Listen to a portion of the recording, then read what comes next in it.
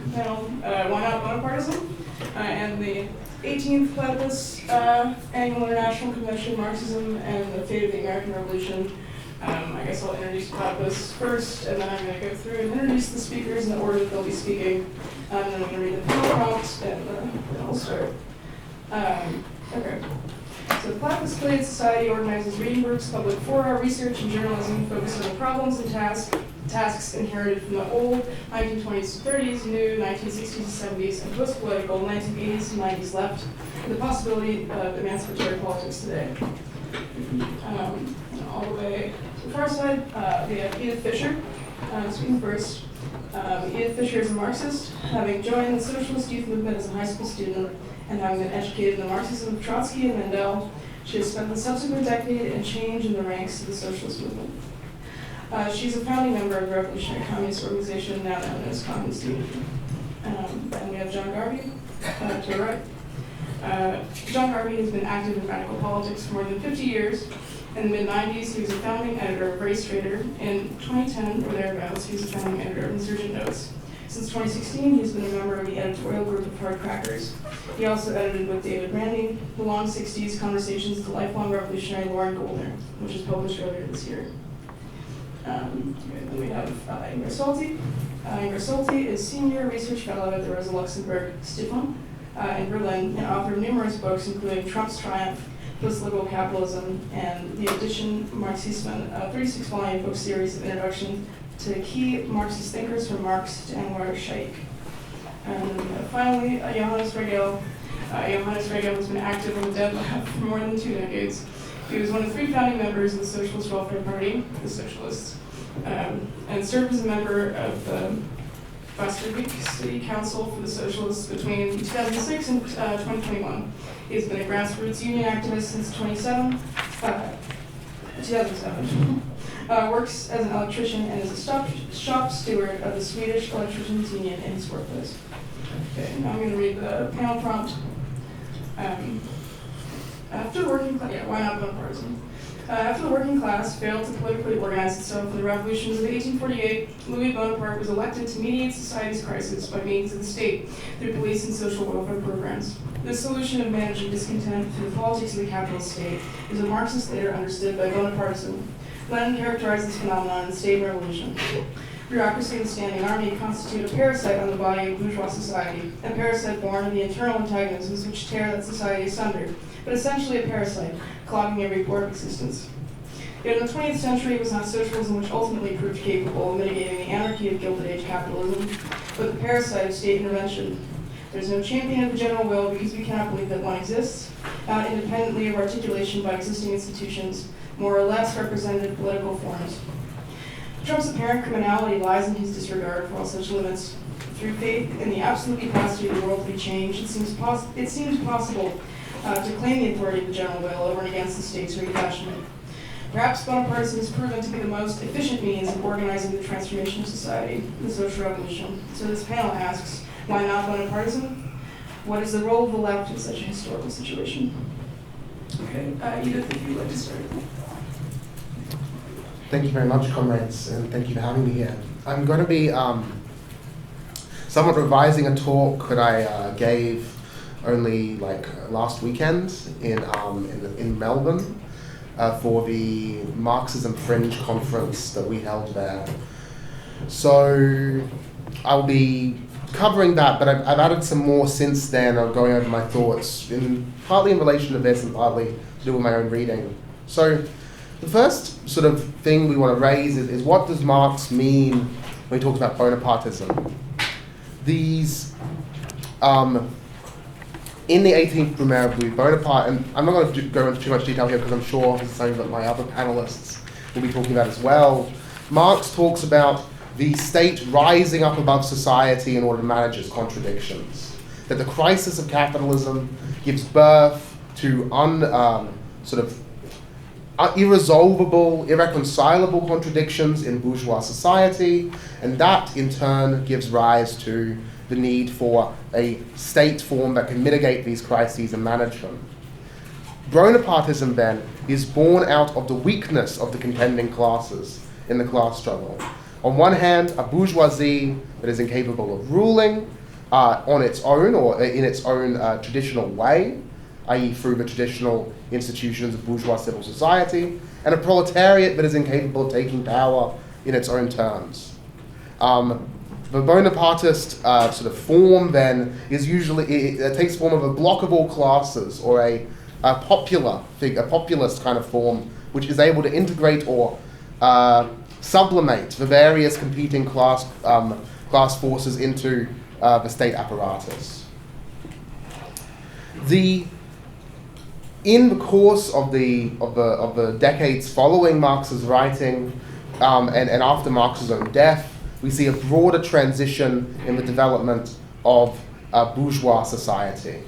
The epoch of competitive capitalism, which is dominated by a liberal form of state, or on one hand, an absolutist state in the other, in the more backwards countries, gives rise to a crisis of monopoly capitalism, as enormous trusts and oligarchies come to dominate and totally overwhelm the ability of the state to regulate them.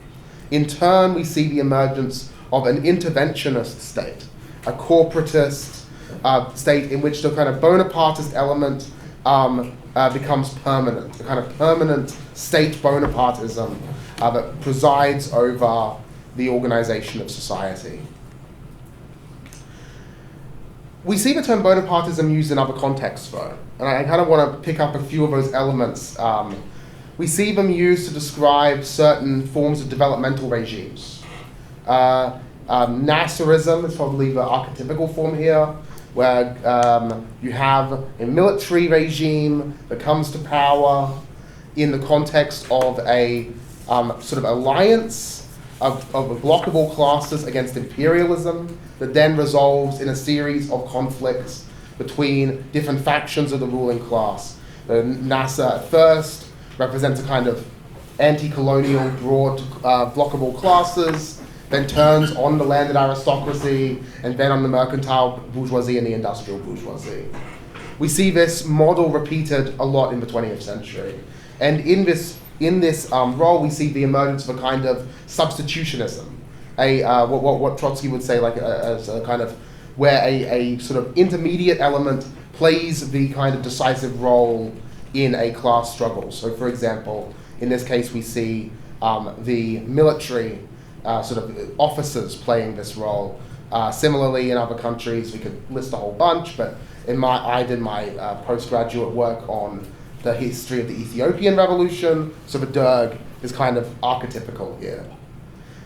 In the Trotskyist tradition, we also have Stalinism, or Stalin himself described as a kind of Bonaparte, a Thermidorian figure that kind of represents the vacillating interests of various classes in the context of the conservative turn in the Soviet Revolution. So there's a few other ways that Bonapartism is used there. And I think we can kind of weave a common logic together from this. I think that for Gramsci in particular, Bonapartism plays a very important role. And I have a feeling that this will be ground covered by other comrades, but I do want to bring it up. Bonapartism in Gramsci plays a kind of interesting role, and I want to kind of also bring into this another category, which is this idea of Caesarism, which is another term, and it doesn't quite use them interchangeably. It's complex. There's a really good book. I apologize with the lack of citations in both tonight's speech and last night's speech, because I couldn't bring any of my books with me to the United States, and I hate reading them on my phone, so I don't have any of my references. But you'll have to live with it. For Gramsci, Bonapartism referred to a variety of different things. He referred to the securing of power by military means, a kind of use of force in bourgeois politics. He referred to the systematic corruption, personal enrichment by various factions from the state as a form of Bonapartism. I've related, I think, to this parasitism, this idea of the state as a parasite on society. And then finally, the relative autonomy of the leadership of a leader compared to their class base. And Gramsci then uses the term Caesarism to describe a even more general phenomenon, which relates to a concept of hegemony in a class struggle. So just to kind of revise pretty well trodden ground, for Gramsci, hegemony is the sort of form by which class power takes in bourgeois society, where the interests of a particular class are projected or sort of projected as the interests of society as a whole, where all of society's interests are identified with the interests of a given class. We see here, and I take this mainly from Dylan Riley's book along his work on Gramsci, or using Gramsci to talk about fascism. His book on fascism in Europe is very, very good. I really recommend it. You have both interclass and intraclass hegemonic struggles. So on one hand, the intraclass hegemonic struggle is the struggle of the various both material but also ideological blocks within a class or class fractions, maybe as Polancis would call them, to establish hegemony over that class. So factions of the bourgeoisie compete over which faction of the bourgeoisie will dominate the rest of the bourgeois fractions and project their interests as the interests of the bourgeoisie as a whole. And then in turn, this struggle repeats itself between classes in a given society. Caesarism, for Gramsci, is reflective of a crisis in hegemony. That there is a crisis in the legitimation of the political process. The various class fractions are unable to properly legitimize their rule and rely on extraordinary or exceptional means to consolidate their power. And in this way, the role of the state rises up above society to rule from on high. Why are we talking about Bonapartism today? I feel that this question is trying to stimulate a debate over whether Trump is an American Bonaparte, a question that I don't really want to weigh into directly. But what I will say is that I believe that in the transition from the interventionist state of sort of mid-century monopoly capitalism to the what we would call the neoliberal state, we see a hollowing out of the institutional power of the classic interventionist state, and many of its traditional powers in governing society or ruling the void of capitalist society, ruling the crisis, are externalized to the markets. So the traditional capacity for state planning, for example, largely now falls on the financial markets. We have these various, most states, the American state and the Australian state, and I'm sure the European states as well, today do not function on their own, but rather as kind of an enmeshed structure of public-private relations, where you have consultants who come in and they sort of advise the state. And I think many of the traditional capacities of the state, for example, in the planning of industry, have been significantly hollowed out by this process. And what this has allowed for is a rise of a kind of return of what we might call a more personalist form of Bonapartism, where the sort of the demagogic figure is able to use their person to unite a variety of class fractions behind a project to rule a hollowed out state. For me, the definitive case of this is not Trump, but rather Putinism.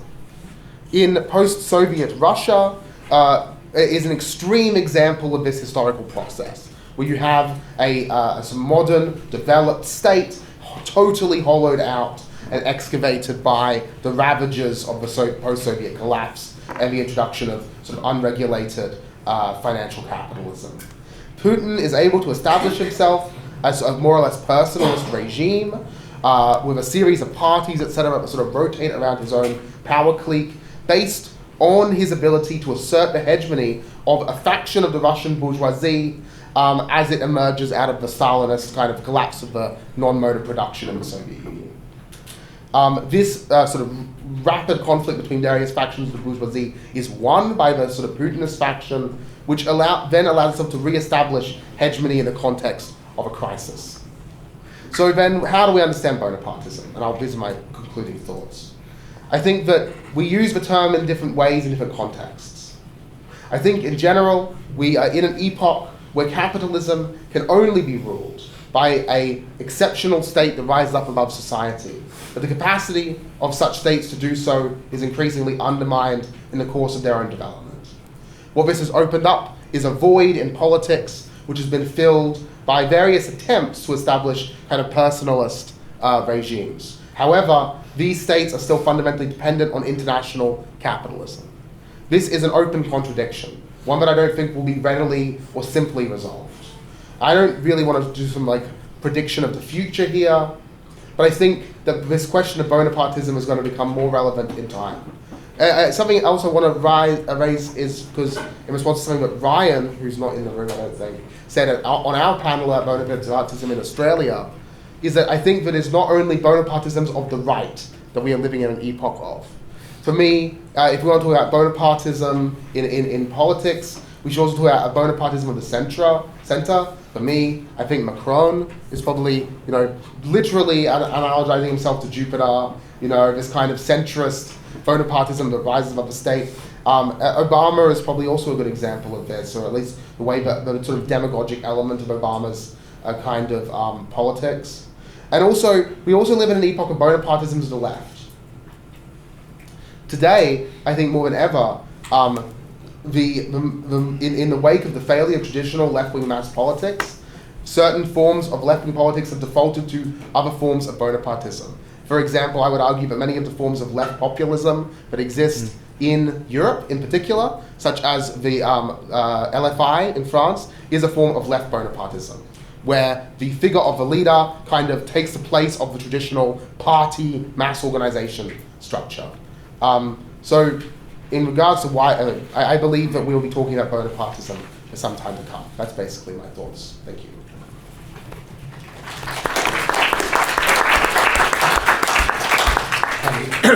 Well, that's a tough act to follow, I think. I don't follow Bonapartism, or have not rather, in recent years at all. Those reviewing what I knew once and keeping up with current developments. So that's with that proviso. I have a great deal of initial sympathy for what Edith just described. It seemed to be her sketch was remarkably coherent and helpful. What I also confess, though, is that I was puzzled by the prompts that were provided to the panel. I didn't quite interpret it as a panel discussion of what was Bonapartism or even what is Bonapartism, but rather perhaps to literally took the closing sentence perhaps Bonapartism has proven to be the most efficient means of organizing the transformation of society, the social revolution. So this panel asked, why not Bonapartism? What is the role of the left in such a historical situation? Now, I assume that Platypus did not mean what Edith was just referring to as the sort of the Bonapartism of the left that she described. That it had in mind, I took it more directly, as could in fact a Bonapartist state, if that's the right word, could it enable a social transformation? And my answer to that is a puzzlement of why would you ask that question?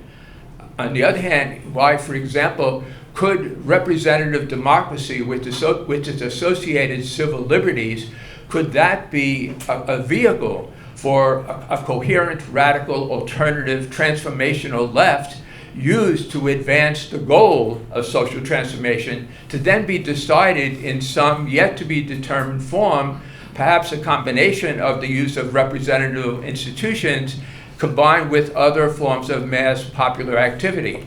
And I'll talk about that. I confess to more ambivalence on that topic than I perhaps once would have for reasons that I hope I can make clear. So I guess I spoke to Natalie, and I want to thank Natalie especially for asking me to come to the convention and to Platypus as a whole.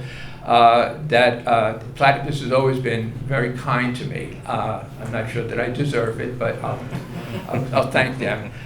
So I'm going to shift it to the question of what is the role, why not Bonapartism, but why not the state as a vehicle for social transformation? And I hope that's not interpreted as too much of a departure from the intended topic. So, and I have just a few things to say, I think. And I start with Marx. In 1844, Marx wrote about the difference between a political revolution and a social revolution, and I quote, "But the community from which the workers are isolated is a community of quite different reality and scope than the political community. The community from which his own labor separates him is life itself, physical and spiritual life, human morality, human activity, human enjoyment, human nature. Human nature is the true community of men. Just as the disastrous isolation from this nature is disproportionately more far-reaching, unbearable, terrible, and contradictory than the isolation from the political community, so too the transcending of this isolation and even a partial reaction, a rebellion against it, is so much greater, just as the man is greater than the citizen and human life than political life. Hence, however limited an industrial revolt may be, it contains within itself a universal soul, and however universal a political revolt may be, its colossal form conceals a narrow split." I, amongst probably many others in this room, tend to take Marx seriously, and that he meant what he wrote. There's more that I could read from that same text about Marx and the social revolution. I will say the next sentence was, "A social revolution without a political soul, that is, without a central insight organizing it, is from the point of view of the totality impossible." So then let me talk somewhat differently about Marx and what he wrote about post-capitalist society, because I think our understanding, our vision of what might be needs to inform what we do, what we imagine is desirable, possible, and whatever. And in that, I follow the lead of Paresh Chattopadhyay in his estimate of the importance of Marx's 1875 critique of the Gotha program in understanding the distinctiveness of Marx's ideas. His comments were very narrowly shaped in response to the formulations in the program itself. That was the program of the aligned, the combined social democratic parties. He argues that the document includes, quote, "a condensed discussion of the most essential elements of the capitalist mode of production, its revolutionary transformation into its opposite, and a rough portrayal in a few bold strokes of what Marx had called in Capital, quote, the union of free individuals destined to succeed the existing social order." He went on, in his 1857 to 1858 manuscripts, Marx had emphasized that all economy is finally reduced to the economy of time, and spoken of two aspects of the employment of society's available labor time. First, society's labor time must be economized. The less time society requires to produce the daily requirements, the more time it gains for other material and spiritual production. Secondly, society must distribute its labor among different branches appropriately. In no way are Marx's thoughts examples of recipes for the cookshops of the future. I don't think that Marx's opinions on these matters are in any way the last word, but they can serve as very powerful starting points for thinking about socialism. And especially valuable recent texts which readers might find, some of this I stole from an earlier text, which those who are listeners might find helpful if they pursue the topic, is Peter Eudis's Marx's concept of the alternative to capitalism. Peter is a member of and a leading theoretician of the International Marxist Humanist Organization. I believe he lives here in Chicago. Eudis emphasizes the need to devote time and effort to exploring Marx's actual writings because of all the terrible damage done to the idea of socialism by many who claim to be acting in accordance with his views. So I'm going to kind of say an obligatory word about the dictatorship of the proletariat. The common sense use of that term and the common sense understanding of that term as imagining a kind of that being the sort of the desirable form of the self-government of the future is simply nonsense. Okay, Marx referred to it only in the sense of it being the kind of the dictatorship of the immense majority of the people, the immense majority, not of any subset, okay, either a party or not a party, and that it was only to be employed or to be desired during the consolidation of revolutionary power in the immediate aftermath of a social revolution, and not something that would be reproduced and prolonged until death or whatever, destruction, ends it. I am, in general, inclined to be suspicious, to be critical of the notion that we can use the bourgeois state, the existing state, the democratic variants of it, leave aside using the Bonapartist elements of it, for social transformation. That seems to me beyond the realm of possibility or desirability. But I think there is a serious question about the state, about the democratic state. And I can imagine now, in ways that I couldn't have imagined 10, 20, 30 years ago, the benefits, for example, of avoiding civil war. If the use of democratic institutions and forms could do that, that would be a great victory. If you think about, kind of what's going on all over the world today, okay, in terms of the extraordinary devastation and suffering, unimaginable in some ways, okay, that's not something to be rushed into and embraced. I think also that it may well be that the use of democratic state institutions might contribute significantly to the preservation of democratic freedoms, of the right, freedom of speech, the freedom of assembly, the right to a jury trial of your peers, and things of that sort. It could have avoided, maybe, okay, had that been done in Russia in 1917, 1918. I want to be very careful. I'm talking about during the time when Lenin was, in fact, there was no Stalinist, kind of coup or whatever it's called. This was Lenin. That might have avoided 100+ years of socialist tyranny. And I think that if we were to travel the path of using the state, of employing the state, using is perhaps the wrong word, we need to be explicit about our goal, about our end goals. What kind of a society do we imagine? What kind of society do we want to engage people in thinking about, in dreaming about, in acting about? And that I think a kind of a society with extensive democratic participation and freedoms, okay, would be much more conducive to extensive discussion and debates about what we want, what we don't want, and how we might get there. And to that limited extent, if the state can enable that to happen, then maybe it perhaps should not be dismissed out of hand. I'm not sure that I'm right, and I spent many, many years arguing the alternative very explicitly, and I may have been right then, so I'll leave it there. Right. Thank you.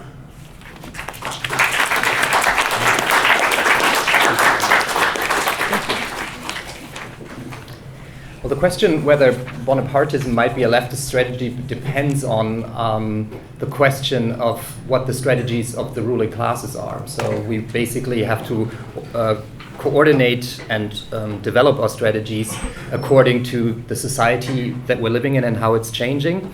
And I think it's worthwhile to notify or to notice that we are currently in the fourth systemic crisis of capitalism in its history. As we know, capitalism is a crisis-prone system. It's a walking contradiction. It's developing through contradictions.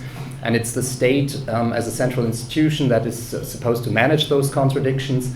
And in its history, capitalism has proven to be quite flexible in how it developed through this contradictory process.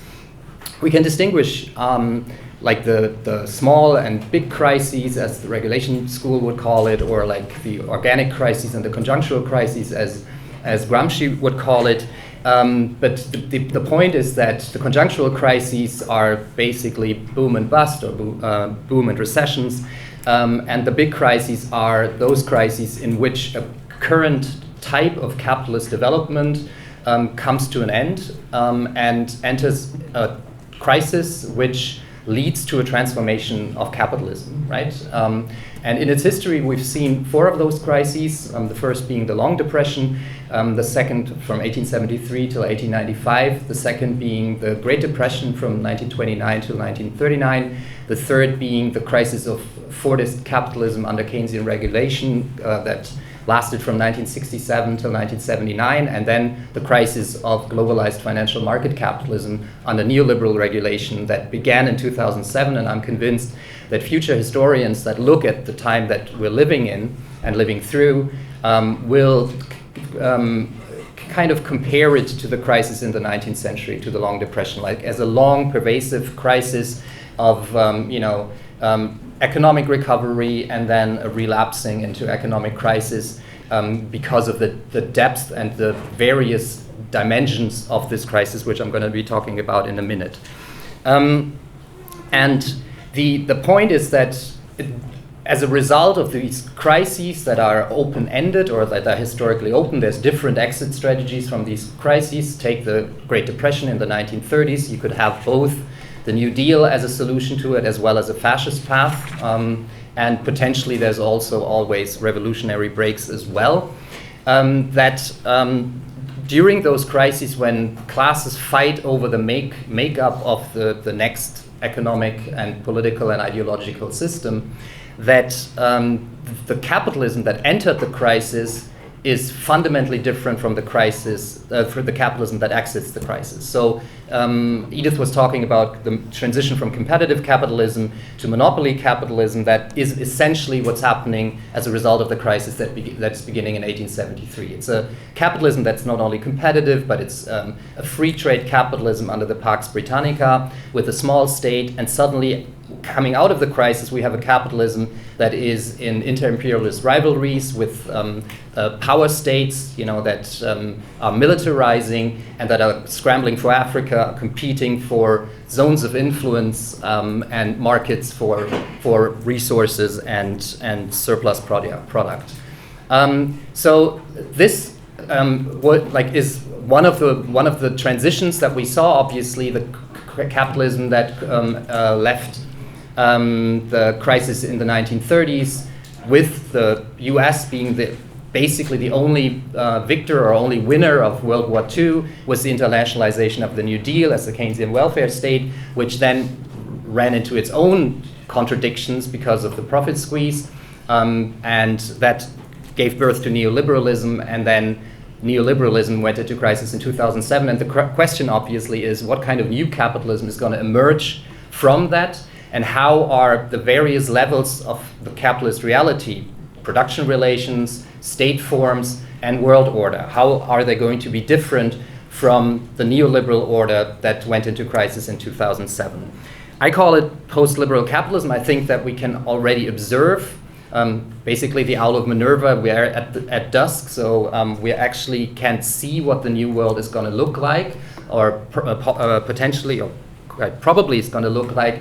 And I think it's a post-liberal capitalism in which Bonapartism plays a significant role.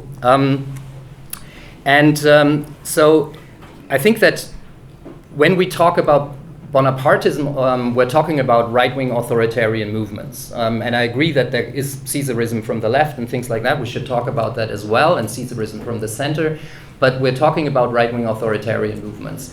And those movements we have to distinguish from basically pre-fascist, proto-fascist, or fascist movements. We have to distinguish from fascism as a form of bourgeois rule. We know that capitalism has always been compatible with liberal state forms as well as authoritarian ones.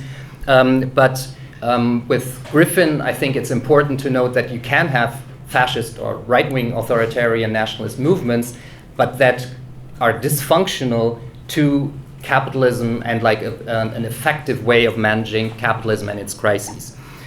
So what are right-wing authoritarian movements?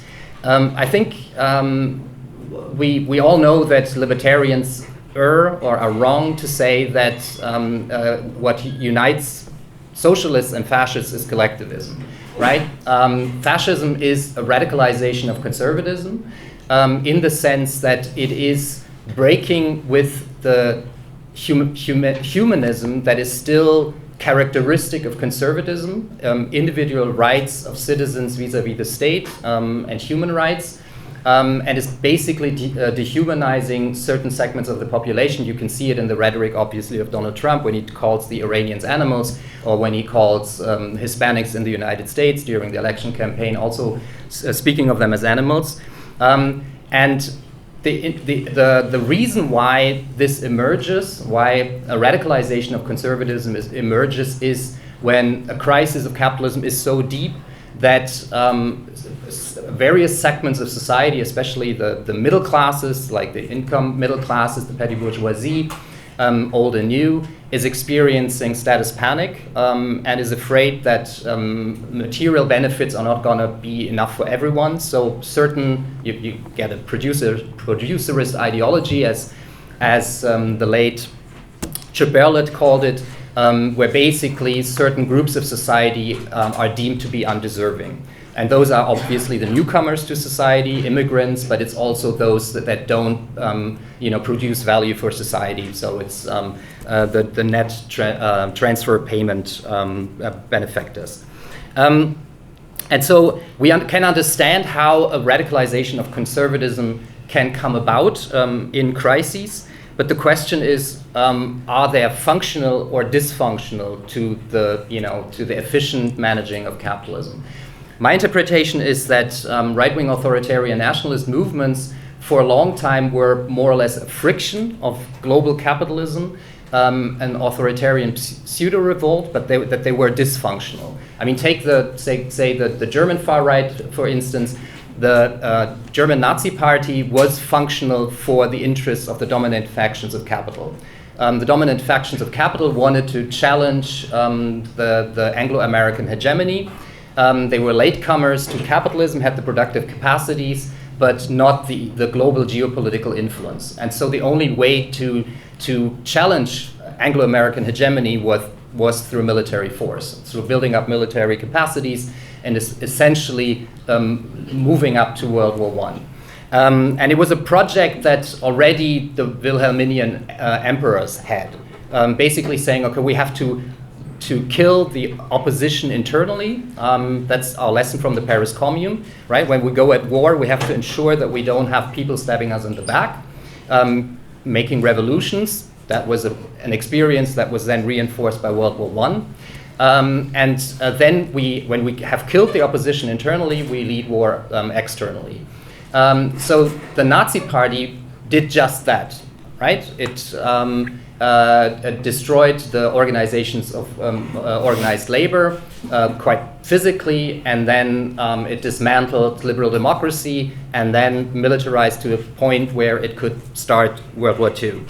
The far-right AfD party in Germany, but on the contrary, was dysfunctional up until this point for the dominant faction of capital, which is transnational, right? Because they were opposed to, number one, opposed to the euro, the common currency, which devalued the Deutschmark and therefore was the stepping stone for transnational capital to the world market. So it was like there was no way that BMW or Daimler or Siemens could see the far right as an ally, a political ally or a representative of their interests, and they were also against NATO.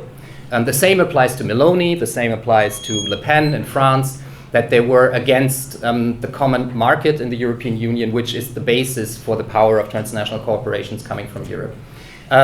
So we do see a dysfunctionality up to this point. It's interesting to note the opportunism of far-right parties, like how are they now, like Meloni is becoming transatlanticist, Meloni is becoming pro-EU, pro-Euro, etc., and the same applies to Rassemblement National and the German AfD.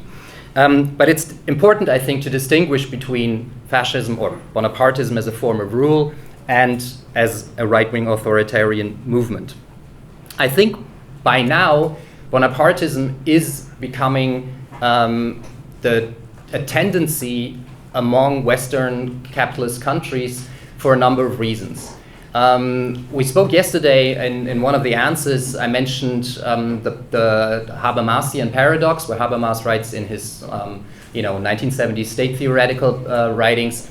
He writes about the paradox that capitalist crises have the tendency to disunite and fragment the bourgeoisie, but at the same time, in a crisis, you need a lot of statecraft, you need a lot of political power resources to manage and to muddle through the crisis, and that therefore the crisis tends to be pervasive and prolonged because political parties become machines for very particular class fraction interests, even political interests, like of the survival of the political party, as opposed to developing a vision to lead society out of the crisis and actually managing it.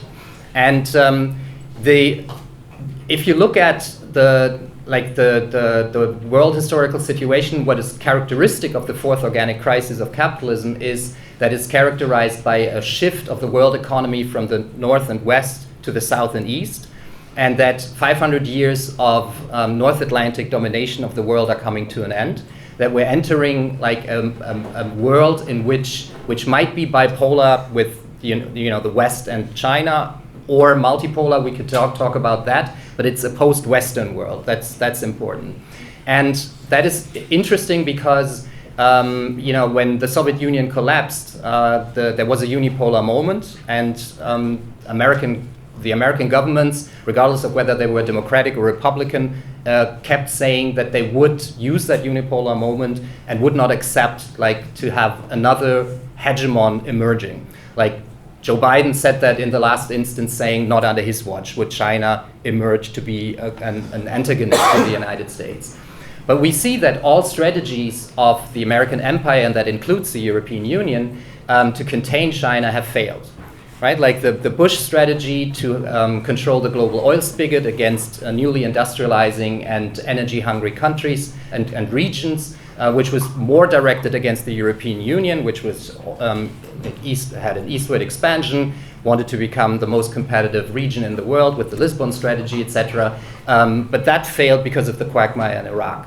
Then Obama shifts to a strategy of sea passages control, basically going back to Alfred Thayer Mahan and all those geopolitical theorists, basically trying to blackmail China by throttling or creating the capacity to throttle Chinese economic development. But China responds to that with three ways. Number one, the 18th National Congress of the Communist Party is oriented towards domestic demand. It's shifting the trade routes that were heretofore 80% via the Taiwan Strait and the Strait of Malacca and the Indian Ocean to the Eurasian landmass through the Belt and Road Initiative. And thirdly, it's creating direct channels to the Indian Ocean through Pakistan, the Pakistan-China Economic Corridor of 2013, and the same thing through Myanmar. So that strategy failed, and in comes the economic warfare. I'm not going to go into detail, but we have the weaponization of supply chains. We have the chip war, the attempt to cut off China and the global south, like China, from highly monopolized chip production.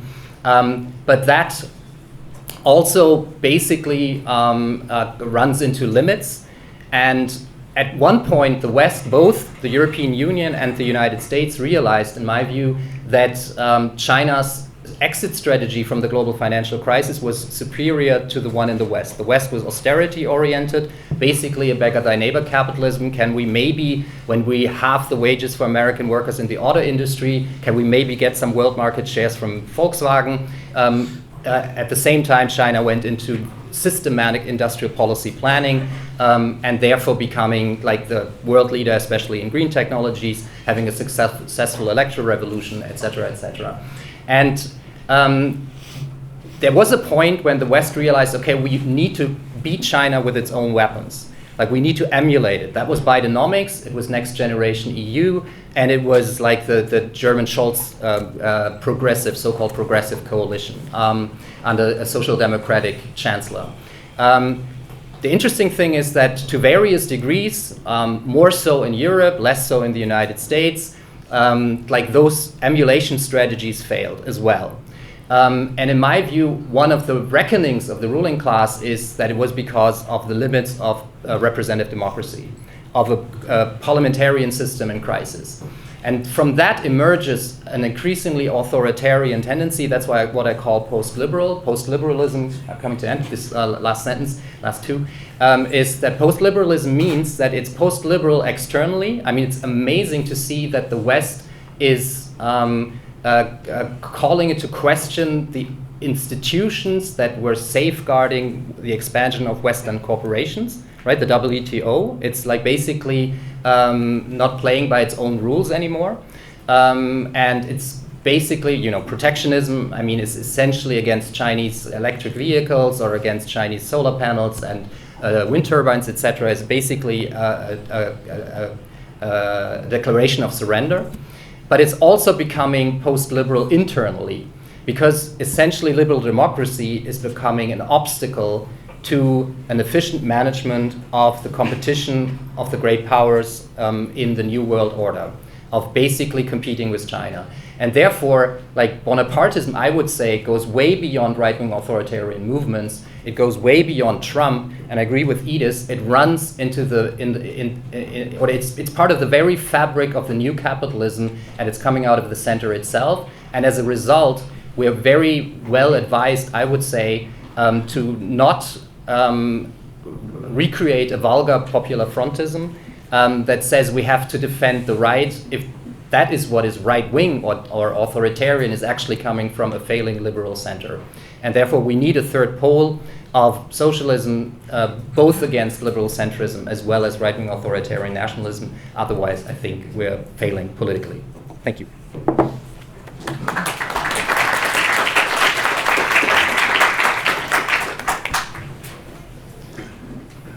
Yes.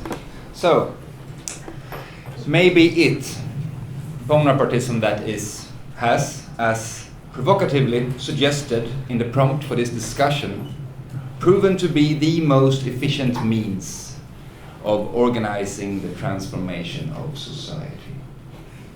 Maybe so. But then, if so, that still begs the question whether or not it has produced any outcomes that we want to see. Does it not? I, for one, would not agree to any such claim. Society is still, as far as I can see, as unfree under capital as it ever has been. And the same old wounds from potentials denied and hence turned in on itself still bleed and fester more by the day. Unemployment, powerlessness, existential death, deprivation, waste, and constant wars. Change is said to be the only constant, right? But then the questions, what change and led by whom, are not irrelevant.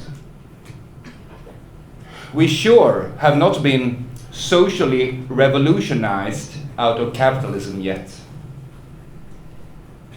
So, the Bonapartism of the capitalist world state of today is a sad solution to settle for, if even fit to be called a solution, that is. Is it not? To answer the question, why not Bonapartism? I would say that, well, because rather than producing freedom for society, it keeps its crisis going. Is that not obvious? Well, if it only were as obvious a case for all. This brings us to the sad question of Bonapartism and the role of the left in the present historical situation. I'll attempt to answer it in a two-folded way. First, for most people in today's dead left, including not just old comrades and adversaries of mine, but also myself, during the years I've been on active zombie duty, it is fair to say that more Bonapartism not just have been, but indeed still is the goal. Not consciously so, of course, but nonetheless. Is that not the truth? Well hidden behind thick walls built with bricks of ignorance and mortar of cowardice. Is it not more Bonapartism that zombie leftists are crying for, when they beg and plead the state to fix nice things, to rectify or mitigate the social pathologies brought about by a society still unconsciously dominated by the imperatives of capital. Is it not more Bonapartism that is sought in the demands for public jobs?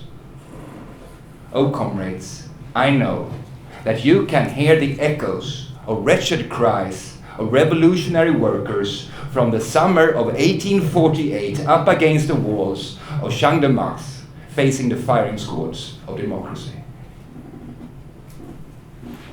Or is it some other state that the dead left is putting its blind hopes to?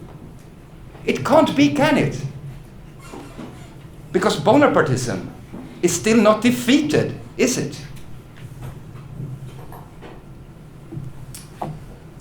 This brings us, finally, to the second side of the question, which is more tricky, I would admit, and can only really be answered practically, and refers to a bunch of big what-ifs.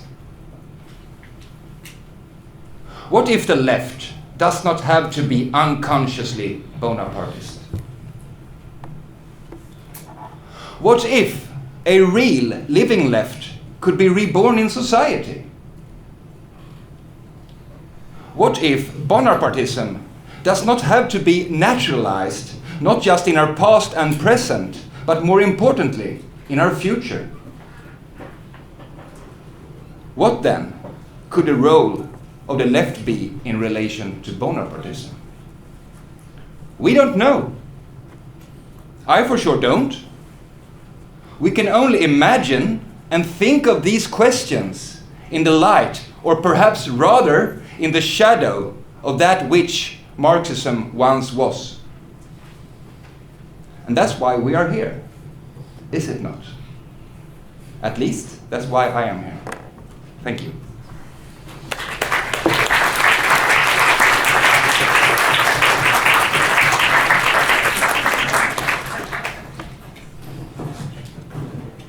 All right, thank you everyone. I guess now for responses, but I also want to clarify the prompt a little bit. I just want to say, I guess the intention is not to ask about Trump, or hopefully not about capitalist politics. And I guess I just ask, maybe in the responses, or I put emphasis on, I mean, what is the role of the left? The subjective factor, and is all we can do kind of cede to these objective conditions. I guess to answer, I mean, is it possible for the left to contest responsibility for society? That would be mine. And you guys each have 5 minutes. I don't have a microphone. Thank you. Well, to answer the question, why not Bonapartism? My simple answer would be that Bonapartism is symptomatic of the inability of any class to triumph in the class struggle and to rule society, to make itself the universal class. It is exactly the situation that we wish to avoid. For we, we as militants of the proletariat, in its struggle, its world historic struggle, seek for the proletariat to become the ruling class and thus transition to a new form of civilization. So it is exactly this, the Bonapartism is exactly a result of the limit, or the contradictions or the failures of the proletariat to take power. It is exactly in this context I wanted to respond to John, who I really liked your contributions, comrade. I think this question is very important. The role of, for me, democracy is not incidental to the struggle for the working class. It is not it is not instrumentally good, but rather it is through democracy, mass democratic politics, that the working class learns to govern itself collectively, and to rise from its sort of subject position as subjugated by capital to become the subject of its own history, and capable of governing itself and take responsibility for society. I talked in my sort of notes about the question of hegemony, that a class is able to rule when it is able to take responsibility for civilization as a whole, when it says, the interests of my class are the interests of society. It is exactly this task the proletariat must take up. The proletariat must take up, must announce to the world, and this I do believe can only be done through a mass democratic party, not a Stalinist Stalinist party, but a mass democratic party. The proletariat must take up the mantle of the revolutionary class, the class that can carry forward human civilization and allow it to escape the catastrophe that is capitalist society. It is only when the proletariat is able to do this that we'll be able to answer the riddle of history. So to answer the question of why not Bonapartism, Bonapartism is exactly a symptom of the failure of the proletariat to take power in its own right. And we cannot accept a kind of limited half measure, because it is only in that struggle to take power that the proletariat is able to overcome its own, is able to put itself forward as the rulers of society and to master itself as well as the world. Thank you, comrades.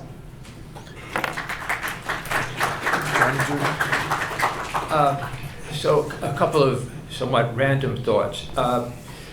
One is that the proletariat is, it seems to me, is not a problematic category, but neither is it a straightforward one. In a really fine essay from, I forget how many years ago, Nicholas Stillburn, who I don't know other than this essay, an essay called The Proletarian Unnameable, contrasted the proletariat with the lumpen proletariat. And he described the lumpen proletariat as those social groupings, and not narrowly the kind of the street criminals and drug addicts and stuff like that, but rather all those social groupings that were dominated by identity and the preservation of identity as the kind of the motive force of their political vision. Proletariat, on the other hand, were all those people yet to be assembled, okay, by the further development of capital itself and by the action of revolutionaries, hopefully, okay, that basically did not want to preserve its identity, in fact wanted to abolish its identity. It wanted to end the world where proletarian labor existed. It didn't want to kind of enhance that role, didn't want to kind of make it better, didn't want to make it happy. They wanted to abolish it once and for all. I agree. So I think that the question about what should the left do in this moment has to, of course, be shaped by the moment, okay? And Kingsley, who's right here in the front row, and I are on one of many listservs probably, that a really fine comrade, Michael Ryan from Canada, wrote earlier, I guess last year, about what to do in the Trumpian moment of high reaction. And he concluded, we must first and foremost recognize that any perception of the Trump administration as a group of sociopaths behaving irrationally is a non-starter. I think Michael might somewhat adjust his estimate about Trump right now, but leave that aside. We need an adequate analysis of the nature of our enemy, including our enemy's strengths and weaknesses, and the existing contradictions between different factions among our opponents and those likely to arise. To address struggles between and within classes, a solid understanding of the economics at play is essential. Without a clear analysis as the basis for a realistic way forward in our current situation, we risk falling into a panic that will reinforce rather than resist social paralysis. And now I want to turn to, when Natalie asked me if the introduction that she had previously used was adequate, I said fine. But I actually hope that it's clear that I've actually done things other than edit various publications for the last 50-odd years. I have actually been a political activist for many of those years. And my closing paragraph is, I'd suggest that we must develop ways of understanding and explaining the origins and interconnected development of the crisis. I think that you did some of that. And we must provide a critique of democracy, but not its rejection. Edith said much the same. Perhaps most importantly, there is a need for a sustained and popular education project grounded on sound pedagogical principles, which are very, very scarce in any part of the left that I know about, which can allow millions of people to acquire a satisfactory understanding of what is going on and why and how it might change. Thank you.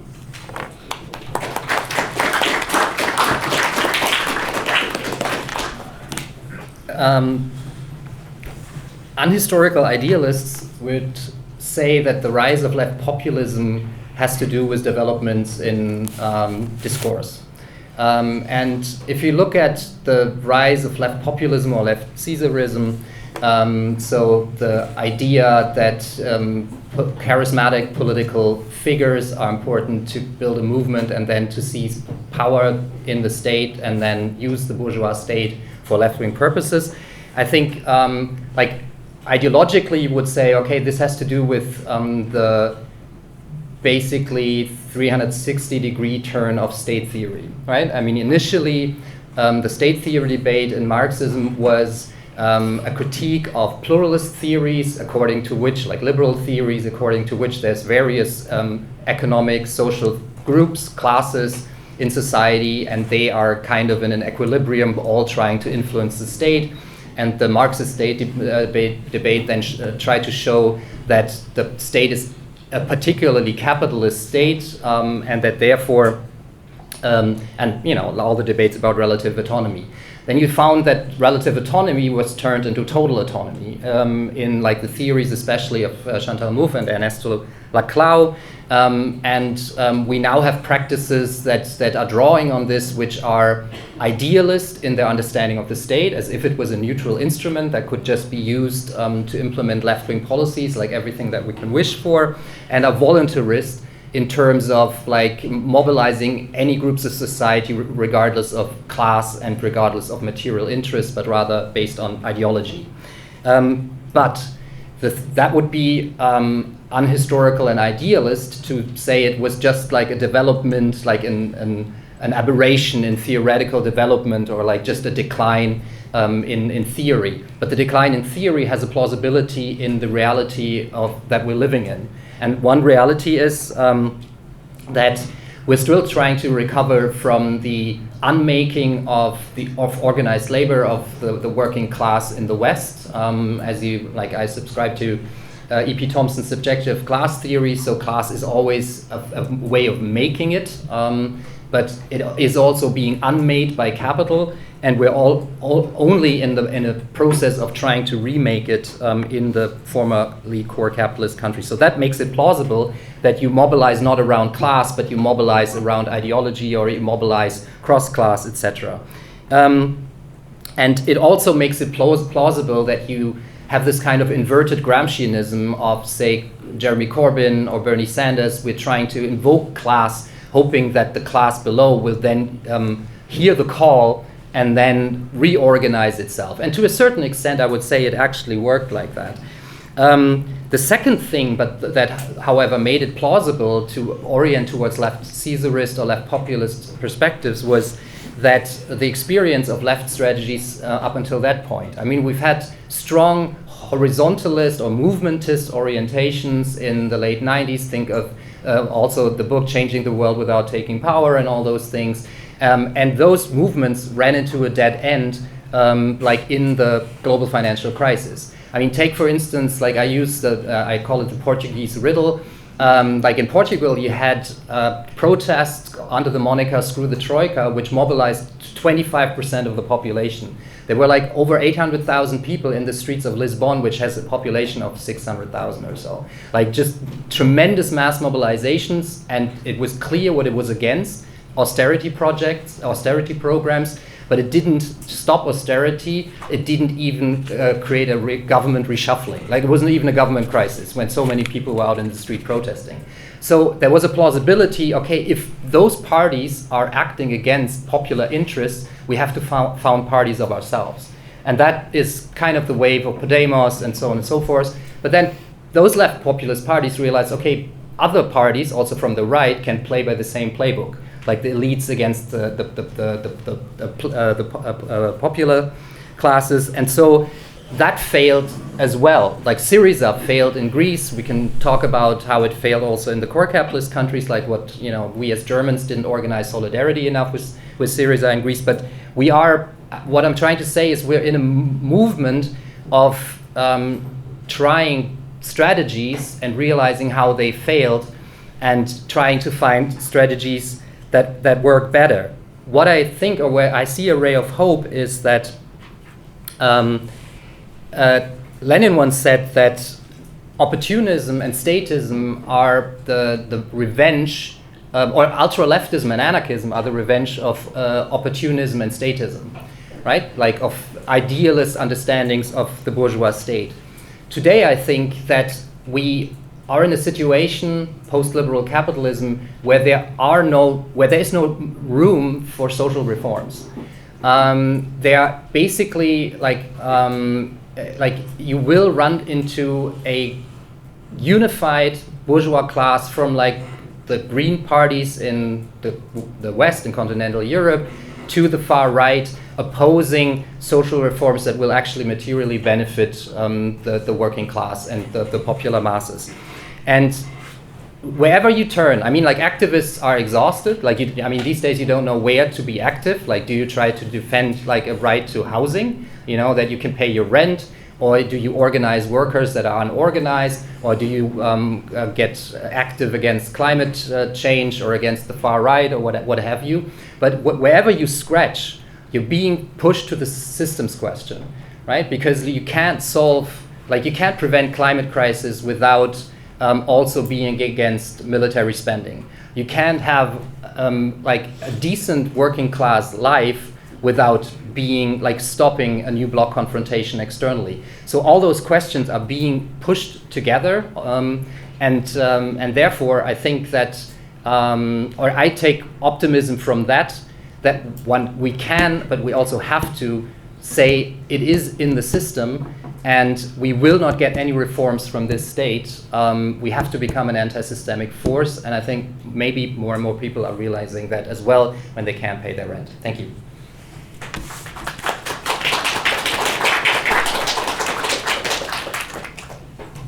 So we got an extra question here, and I think it was formulated as: is it possible for the left to take responsibility for the development of society? Am I right? Yeah. My answer is no. Why? Because there is no left. Okay, and I think this is something we need to really settle scores about. And I would like to ask a question to my fellow panelists here. Because I hear a lot of talk about us being the militants of the proletariat and the left should do this and that. I would really like to know, is there a left today? And is there even a thing such as the proletariat? You guys are strong. Do you want? Is there a left today? Well, you know, I think that's really these guys' question. It's not one. I think that like the answer is both. Well, not really in a historical sense, obviously in the kind of sort of elementary sense in that they're around.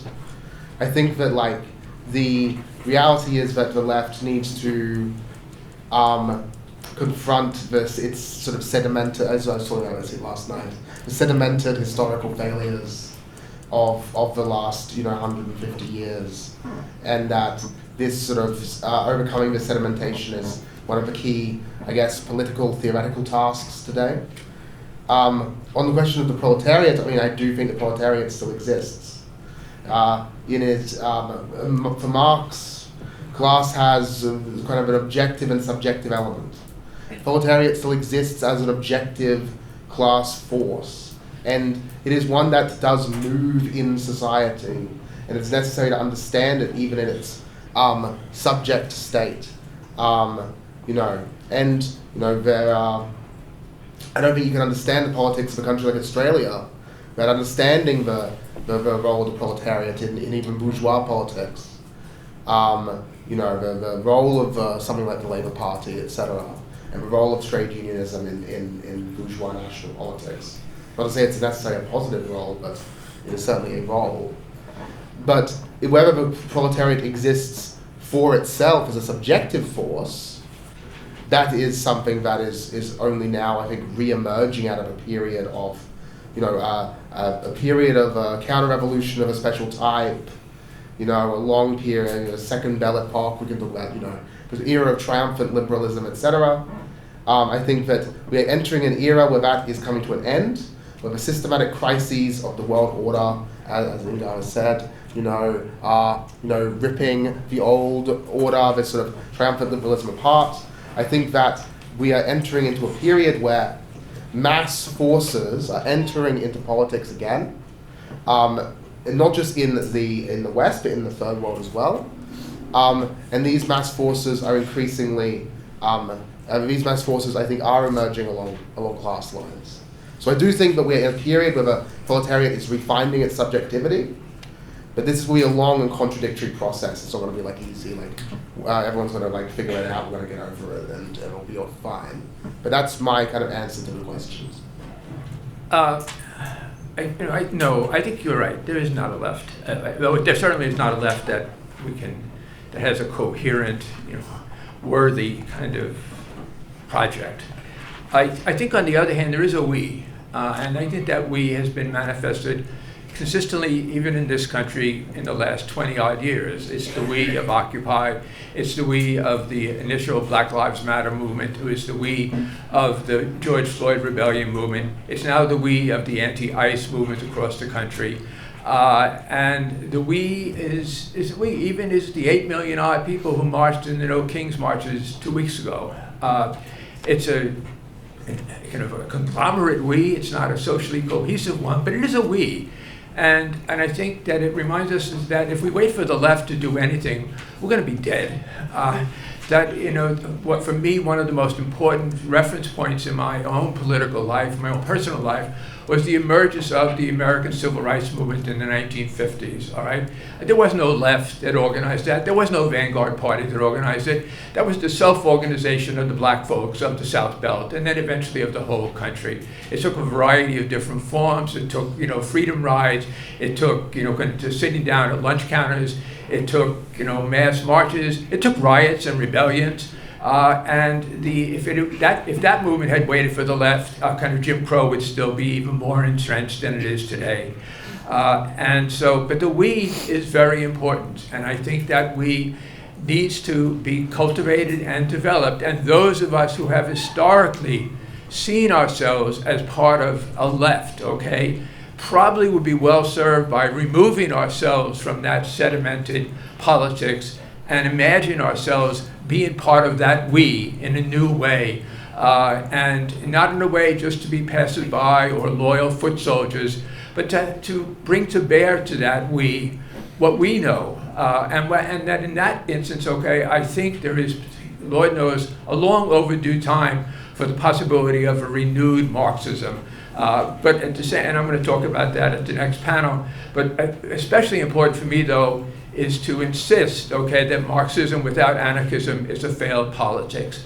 The people who I have come to know in the last 10 or 15 years, who are the most consistently kind of fighting on the streets and fighting in the mines and fighting for the mines, are young, even not so young any longer, anti-fascist activists, anarchists, Those were the people who were kind of at the center of the mass mobilization that took place in Minneapolis, where you all saw it on the news, ICE was perhaps not defeated once and for all, but it was driven out of town. And I think that, and paradoxically, the anarchists, some of whom I have the honor to know, were arguably the most well-organized social force that I've come across in 50-odd years of politics.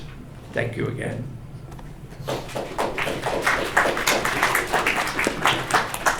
Is there a proletariat?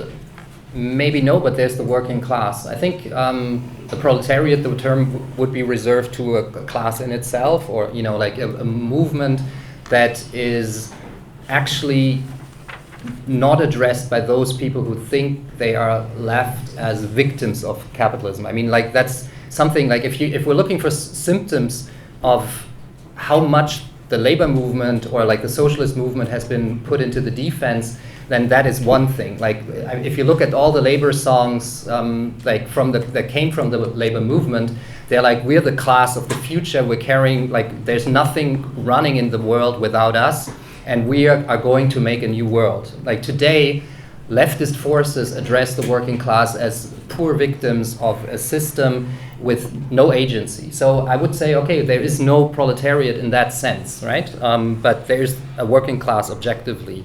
With regards to the left, I would say that people calling themselves the left is already a symptom of the problem. 10 years ago, I wrote the article Left-Right for the Historical Critical Dictionary of Marxism, and I realized when going through the classic texts that there was a semantic shift of left and right in the writings from Marx to the present. When Marx and Engels speak of left and right, they refer it like they talk only about parliamentarianism. They only talk about those forces that are in parliament, and it's connected to whether they are pro-monarchy, whether they are for a constitutional monarchy or for republicanism. That's what they're talking about. They would never have considered themselves to be on the left. They were communists. The interesting thing is that, and then the left concept shifts, like for people like Rosa Luxemburg, when the social democratic parties entered World War I, like left meant that you were within that movement those trying to maintain the old traditional truth that the others had been deterring from. So it was connected to like internal relationships within a working class based socialist or communist party. And today that, starting with the new left, like the first new left, like that, those were concepts of defeat. Like the first new left, the second new left, they all considered themselves to be defeated. Capitalism suddenly had co-opted and integrated the working class, and now you would have to look for minorities, dissidents that were outside of society, like Herbert Marcuse, like was looking towards those who were smoking weed because they were undermining the Protestant ethic, or Foucault was looking for prisoners, or people with psychological health issues, etc., like just on the margins. And from that, I think, emerges the notion that we are leftists. But left and right are just relative terms. Like left is just left in relation to the right. The right naturalizes inequality, and the left position is then that tries to defend equality. But it has no content in itself, especially no class content. And so that socialists stop calling themselves socialists or communists is part of the problem, and it shows how much left-wing politics have been declassed or emptied out of a class content.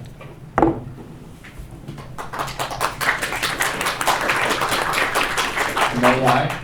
Yeah, sure. Thank you. So, thanks for answering. This is my claim. I don't think that anyone who thinks that there is a working class will ever be able to contribute in the constitutional one in our time. And I think I have a better alternative for us. Let's say there are leftists. That's us in this room and others, okay? But we are not a left in the sense of a social force in society. That's why the distinction is relevant. There are workers in this room, at least I am. I don't know about the rest of you. But I'm not part of a working class because it's not a constituted one. And I think it's better for us to start thinking from this standpoint, because we can ask better questions then, namely how to contribute towards the constitution of a working class, which I would claim, as a firm believer in dead ideas, is the necessary component in a left in any type of relevance for the future.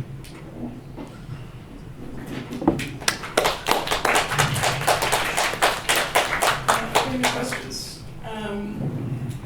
Okay. Right here. I guess Clay, because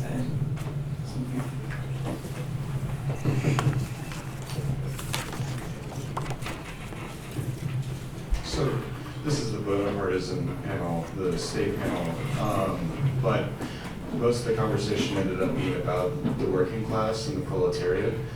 And there's like a question about its like actual existence, but I'm sort of like, how did it become about this in the first place? Like, why is the working class supposedly able to overcome capitalism in a way that like the state, as it's currently constituted, can? Because you know, like, it's Bonapartism, it's Louis Bonaparte, he wrote The Extinction of Poverty, he was like some kind of socialist. And then like, the state is consistently like reconstituted by like socialists and former socialists. This was the experience of the millennials. And like, do they need, like, does the working class like need a left to like help them accomplish this? It seems like, is the working class like, why is the working class able to do this in the state? Like, I don't think most people think capitalism is like a good thing. And I think like, it's really only a product of neoliberalism. People are like, yes, I'm like a capitalist or something. But like, I feel like many people, if we were like, let's try to like, we have control of the state, now we can like in capitalism, why has no one ever just like done that?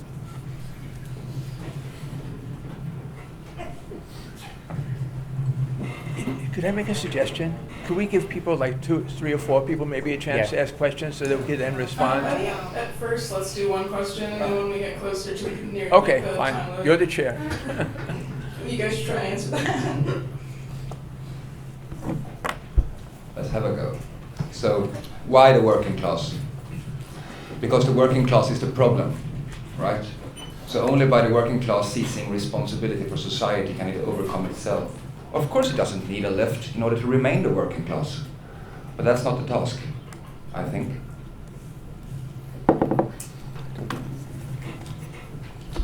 I mean, I sort of agree with Inga about this concept of the left. I'm not a huge fan of it, but if we're talking about socialism or communism, I believe that the working class, why is the working class revolutionary?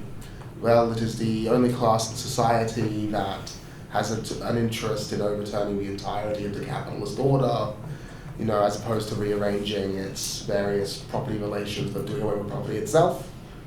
That's the kind of classical Marxist answer. On the question of what is the role of socialists in that, does the working class need socialists? I think the answer is that only through the historic merger of socialism and the workers' movement, that is the consciousness of the historical task and the theoretical, political tradition of that consciousness, merging with the movements of working people, the organizations of working people, etc. And by merging, mutually reconstituting one another. It's not a simple like didactic relationship, but like a mutual reconstitution of one another. Can there be the proper revolutionary subject be constituted? That would be my answer to that question. So the question is, do workers need the left? Or in my reframing, do workers need socialism? Socialism needs the workers and workers need socialism. That would be my answer. I'll pass. Just to your question, why can't we just conquer the state and then end capitalism, or why can't somebody do that? I think it brings us back to the whole debate about parliamentarian socialism, because what would that mean in the current system? How to take over the state? It would mean like running in elections with a charismatic leader, say Mélenchon, and then running the government. But that, like running the government, does not change does not change the state, because you have the standing bureaucracy and you have a state that is structurally dependent on capitalism, because it's financing and refinancing like all its state functions via the international financial markets. So basically, you will run into a situation where there's either capital flight or investment strikes, and like when people are in a terrible situation, where can they direct their anger towards? They can't unelect capital, they can't unelect the bosses, the owners, the ownership class, but they can unelect a government that said that they would make things better for everyone. So that's why, like, that is an illusion. just as much as like the cooperative path towards socialism is an illusion, as well as municipal socialism, I would say. So it is, the question is, how do we deal with the state? And that's a long debate between those who think that it has to be conquered and dismantled, and those who think that there can be a politics in and against the state. I tend to be on the side of in and against the state, although I'm becoming increasingly skeptical, or have become more skeptical over the past couple of years.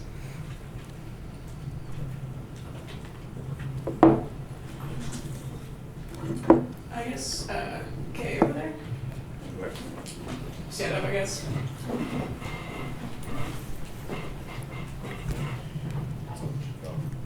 Hello there. So, the reason that I was interested in Bonapartism and this panel was the question of why not Bonapartism with relation to the left, not the right. I do want to provoke you a bit and push you back to that question. There are many movements which call themselves revolutionary, which really explicitly say that the capitalist state must go, that it is insufficient, that we need to be revolutionary. Consider, for example, the pro-Palestinian movement. I go to Columbia University, and a lot of my friends were involved in that movement. I've talked to them a lot. They mention frequently the importance of socialism, of revolution, and how we must stay away from the Democratic Party. That was a very explicitly named problem issue that people frequently liquidate themselves into the Democratic Party. But sort of what effectively happened in praxis was that the pro-Palestinian movement liquidated itself and was absorbed by the Mamdani campaign and thus the Democratic Party. So although this was this movement, which was full of people who said similar things as I've heard now on the panel, effectively what happened is that they just ended up dissolving themselves into the Mamdani campaign. And even in theory, it was also the case that Bonapartism seemed to be the horizon of political possibility. I've very often heard in conversations that all we can really hope for is better management by the capitalist state, and look at everything that it has achieved in terms of workers' rights, in terms of the welfare state. In Germany, for example, if you didn't want to work, you couldn't live a really, it wouldn't be a very luxurious life, but you could survive. You could, get along. You could get enough money to get food, to have an apartment. So all that is to say that the sort of effective horizon, even of movements which call themselves explicitly revolutionary, really seems to be just Bonapartism. That seems to really be what it's amounting to and what is explicitly or implicitly also defended. Is Bonapartism all we can hope for in terms of leftist politics? A green or left party in the Bundestag or in Congress which manages capitalism in a good way? Why is the defense of the state, which we are also seeing on this panel right here, why are we defending the state? And I do really want to push you on this because I just feel like it's not true that there currently exist some conditions which make socialism possible, which will be taken away by fascists or by Trump or something. I just feel like it's a justification of the defense of the state, which doesn't really seem to be plausible or seem to be what has happened historically. So again, why are we still defending the state?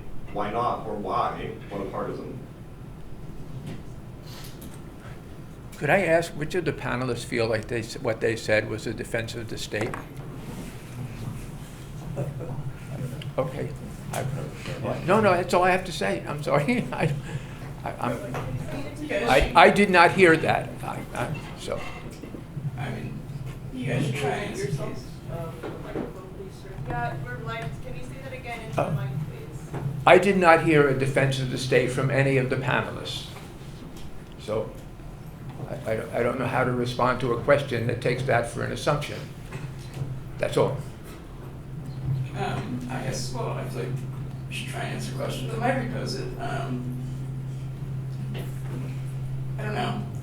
Do you feel as though, or how do you respond to the question that I'm a leftist? I've heard what you're saying. It sounds like what you're saying is similar to what I've heard before, and it just turned into sympathy for the state or defense for the state or the Democratic Party. I think that was what Kay was trying to ask. The effect of what, I feel like what happened. Wait, I don't think that anyone up here would argue that there are not groups who imagine themselves to be on the left. It's now been turned into a subject of inquiry, do exactly what you said. I'm just saying that none of the people on this panel did that today. Can you hold the microphone? Oh, I'm sorry.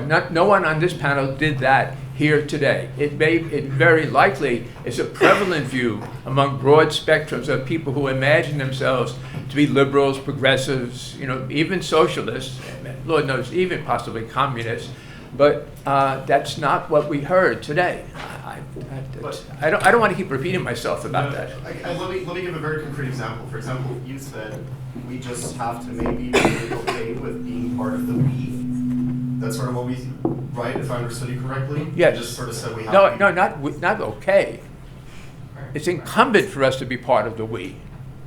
It's what? It's incumbent. Wait, microphone, sorry. I'm sorry. I don't want to. We should perhaps pursue this Some later. people open the windows at the back. We have like a pterodactyl in here. Okay. Please, so we should move on, I think. Igor or Edith, or on this, you go and answer that. I'll say something.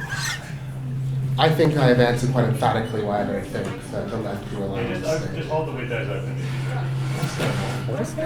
It's a Natalie, I think your microphone has feedback. Sorry, Yeah. this one I think is basic. We should only have one here. Oh. And I said so many brilliant things. Yeah, there's a bee flying. There's like a wasp flying around. Sorry. True. Saved by the bell. Hand of God.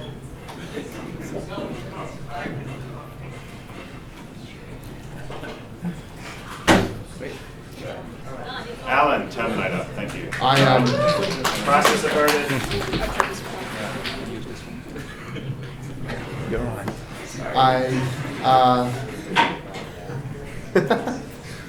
I would say that, I think that wide sections of the left, I hate this terminology. I think many working class activists, I think many socialists do look to the state to resolve the problems of capitalism. I think that many working people want Bonaparte to resolve their problems for them. And I think that as Marxists, at least I believe this, sometimes our job is to say hard truths. And those hard truths are that the state will not resolve these crises for you. That there is no road through some Bonaparte. That there is no sort of heroic figure who's going to save you. That if we are to do what we must do, I will invoke here Lenin, every cook must learn to rule the state. Every single working person must be willing to take on the historical task. That, I think I answered very emphatically before. Bonapartism is exactly symptomatic of the inability of the working class to triumph in the class vote. And it's for that reason alone that we should reject it. We are not playing for some half-measure reform government. We're playing for keeps. That's my response to the question. I don't know if it's a good one. Very good. I think Spencer has a question. Okay, apparently my mic had feedback, so. Sorry, we've got to find that microphone loaded with drama.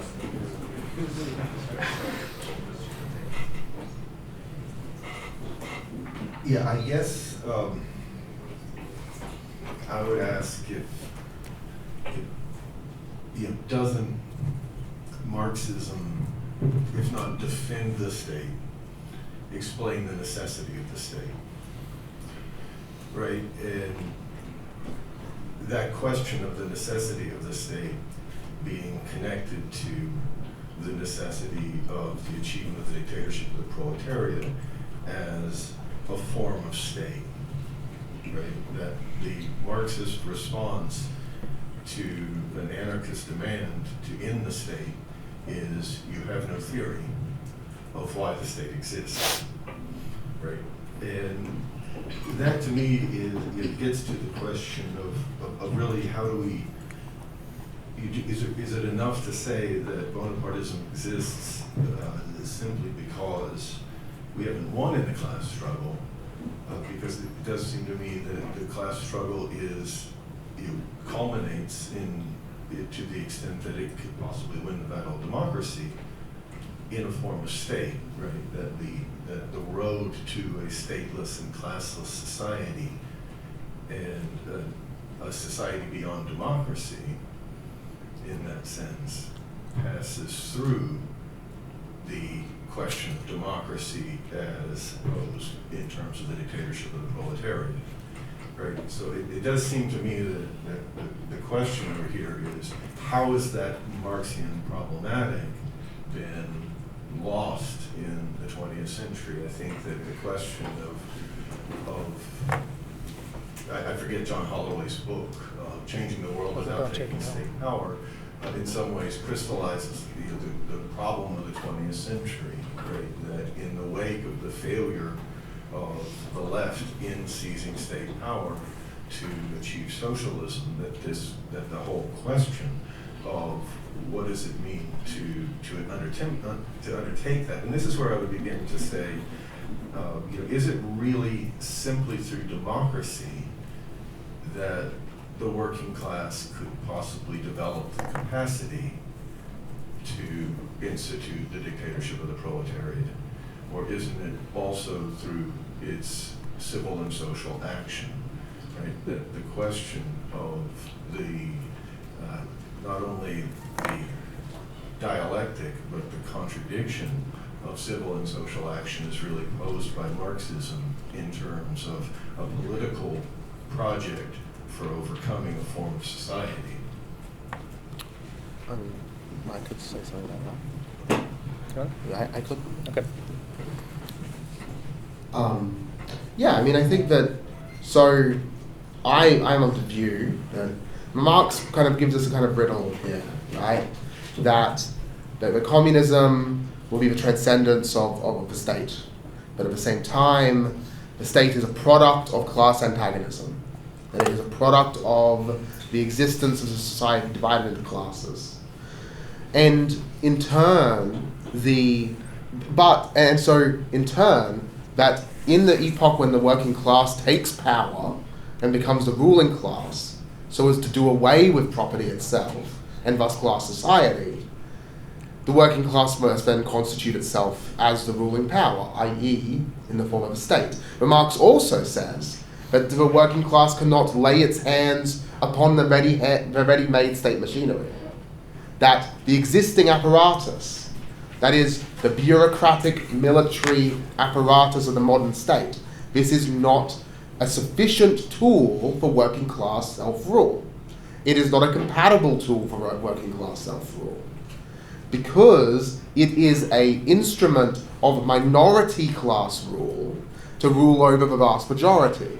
But we are, as John said earlier, talking about a majority class taking power in order to govern society in a transition to a classless society. So that's a riddle that Marx poses for us. I think the answer to this riddle is found in in the form of and I agree with you. When I say democracy, I don't mean the simple formal mechanism of voting or anything like that, or simply majority rule. I'm talking about a thoroughgoing, Republican democratic ethic.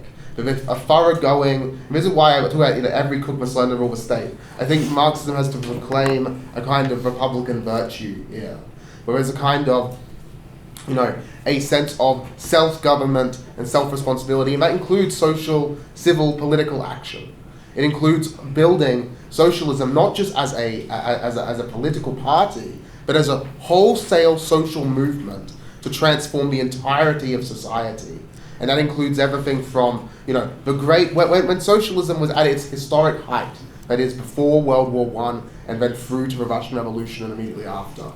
Socialism constituted a world movement. And in that movement, in Germany or France, working, or even in the labor movements of Europe, of Britain, for example, or in the Socialist Party of America, a working person would spend would build their whole world would be in the institutions of the mass socialist movement. They would be going to literary clubs, and their children would attend children's organizations, and they would go on. The Social Democratic Party of Germany had a hiking magazine. They had scientific magazines. They had all these publications because if the working class is to be the ruling class, it must see everything from the declension of atoms to the functioning of the biosphere to the questions of art and culture. Every single one of these things must be part of its world. Because the bourgeoisie sees that as its world. The bourgeoisie, it can split the atom, it rules over arts and culture, it rules over all of society, because it is the ruling class. Any class that wants to be the ruling class must learn to rule society, i.e. to see all of society as part of its domain. Working people are sort of systematically told, no, there's no place for you in the arts, there's no place for you in the sciences, there's no place for you in culture. No, the working class must see every single part of this world as part of its domain. And in turn, it must build a state that reflects this. That state can only take the form of a maximally democratic republic, the form at last discovered that was discovered in the Paris Commune, that of a radically democratic form of government, where working people elect delegates with recallability, where there's freedom of debate, freedom of party, freedom of expression, freedom of the press. Not some Stalinist, Bonapartist, I would argue, vision, but a radically democratic republic in which will then be transcended with the abolition of class society into a universal society where the government of people transforms into the administration of things, and we move into a classless society, etc. We know we've all read from the hymn books before. I won't go on, but thank you. Yeah. Edith is going to be very tired of me saying this. I agree with everything you said. One thing is obviously the relationship between socialism and democracy, and the dictatorship of the proletariat, the conditions under which socialist revolution takes place, under which political and geographical, etc. Conditions. But I think socialists or workers have to have a relationship with the state, or have to in some way be attentive to the state, because we know what in syndicalist traditions or operaist traditions falls short is that there's not just primary exploitation. There's not just exploitation in the workplace, there's always secondary exploitation through rents, for instance, right? And that leads to the state level when rents increase because public housing programs are being dismantled, right? That then even something that you gain from good collective bargaining in a union shop is taken out of your right pocket through the rents that you can't pay, right? And so therefore there needs to be a response to state politics, and especially the comrade from Germany mentioned that workers could live a good life under Reinian capitalism, but we don't have, if we look at the varieties of capitalism debate, we don't have varieties of capitalism, we have varieties of neoliberalism. And if you look at the German state now, for instance, because of the failure of the emulation strategy of China's industrial policy, because of the failure of the electoral revolution, German capital pays 7 times as much for the kilowatt hour compared to China, and 3 times as much as the United States. And what does that mean if constant capital is this much higher, or it pays so much more in constant capital, it will have to go after a variable capital. And that's why we have all those debates, increasing the retirement threshold to 70 years old or even 73. That's why we have the debate about extending the working week to 42 hours, having co-pays in healthcare provisions and all those things. So workers need to have a response to this state which is reinforcing exploitation. But it's different from having any illusion that especially this bourgeois state, is going to do anything positive, let alone through Bonapartist or Caesarist policies for them. I agree with what Edith said. I have one question for you, Igor. This is just along the lines of Spencer's, because it's on the tip of my tongue. I mean, is the state necessary, or isn't it? I guess it sounds like there's a wavering. Well, when it comes to building socialism, first of all, you're dealing with an existing state, and I wonder, like, if we are serious about socialism, like, what is our civil society response to Palantir? What's our civil society response to, like, global platform capitalist monopolies? Like, we're actually talking about, when we're serious about this, we have to build socialism at the height of the development of the productive forces, and then we're talking essentially about some kind of, not world state, but as Corbyn suggested something like a national Facebook. I mean, if like the idea of a social media is to connect as many people as possible, a national Facebook is completely idiotic, right? And therefore, maybe the administration of those platform capitalist monopolies could be a civil society administration, but it also has a state idea, like some kind of state form, some kind of international body. Like we don't necessarily have to call it the state, but it will be a kind of state form in that respect. What is interesting is what I said about the conditions under which we build socialism.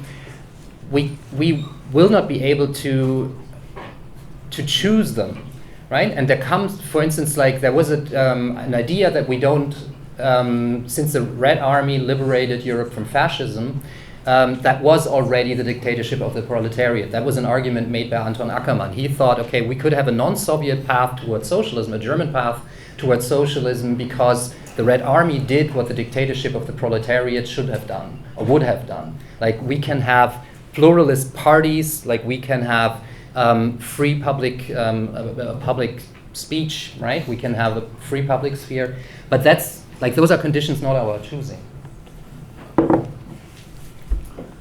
So I would like to try to answer the three questions in one, because we have a question about why this obsessing about the working class, and then why do you guys defend the state? But I agree with you, John, at least not I. And Spencer also, how did this all become obscured? And I think it goes down to this. It's about the death of the left, of course, because what's the consequence of that? It means the eradication of class consciousness. It means that the working class that was no more, and then there were just workers in the end, and that's where we are. And this is, of course, obscuring the task. It's impossible to think about the smashing of the state, if you're not an anarchist, that is, without there being a working class to replace it with. Because that's the point, that the working class is supposed to replace the state that exists today with itself. That's the point. So without there being a working class, it's very hard to think about these things. And I can only look at, for instance, the project that I was involved in for 20 years. I mean, we said all the right things on paper. We wanted to smash the state, but everything we did politically was just appealing, like I said, for nice things from the state. And we didn't see the problem of that because we thought there was a working class that could, make gains within the state or whatever. But the point is that if there is no such thing, this is very hard to think about. And that's why, like I said to you guys in the panel before, I really suspect that you guys are not thinking enough about the constitution of the working class. And I think that's the first task. Without that, there will be no other tasks. Okay. I've got a couple of things to respond to. I just wanted to respond quickly to what Natalie asked. But is the state necessary? I'm interpreting that as the state necessary in a post-revolutionary society. And I think it's useful in that context to, a few years ago, Kevin Anderson and I think it's Karl Ludendorff published a new translation of the Critique of the Gotha Program by PM Press. But one of the most interesting things they said is they went back and retranslated Marx when he referred to the state, what he thought the role that the state would occupy in a post-revolutionary society. And he said that it was not the state, it was I'm going to screw this up, state functions. Marx was not talking about the state, he was talking about state functions, those things that are necessary for the organization of, to some extent, kind of interdependent existence, both within the existing nation states, but also around the world, making sure that, for example, that that the natural disasters don't become catastrophic, making sure that airplanes don't fall from the sky, making sure that water is clean and healthy to drink, making sure that drugs don't cause more harm than good. There are a whole number of things that state functions will need to be preserved and enhanced and significantly improved upon in a post-revolutionary society. That's a different thing to be preserved than the state that we all know and love. I've got a couple of things to say. So on the question of the smashing of the state, I think this is exactly in the absence of the working class, in the absence of popular power, I think this is exactly this is one of the other dangers that we face today. It's like if you want to, there isn't the collapse or disintegration of the modern state, in the absence of another class that can take power, leads only to the path of civil war, catastrophic social disaster, etc. The collapse of basic state functioning. We saw this during the Syrian civil war, for example. We saw this, this is what today,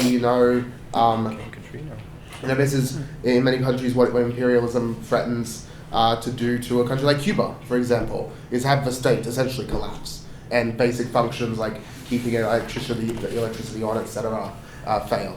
On the question, I like this point about we have to operate from the level of the advancement of the productive forces. Something that I see a lot today in the socialist movement, on the left, if we will, is sort of calls, we should nationalize these industries. But the reality is today we confront multinational corporations. Dividing those multinational corporations up into state, national parts, that would be an objectively, in my opinion, reactionary step.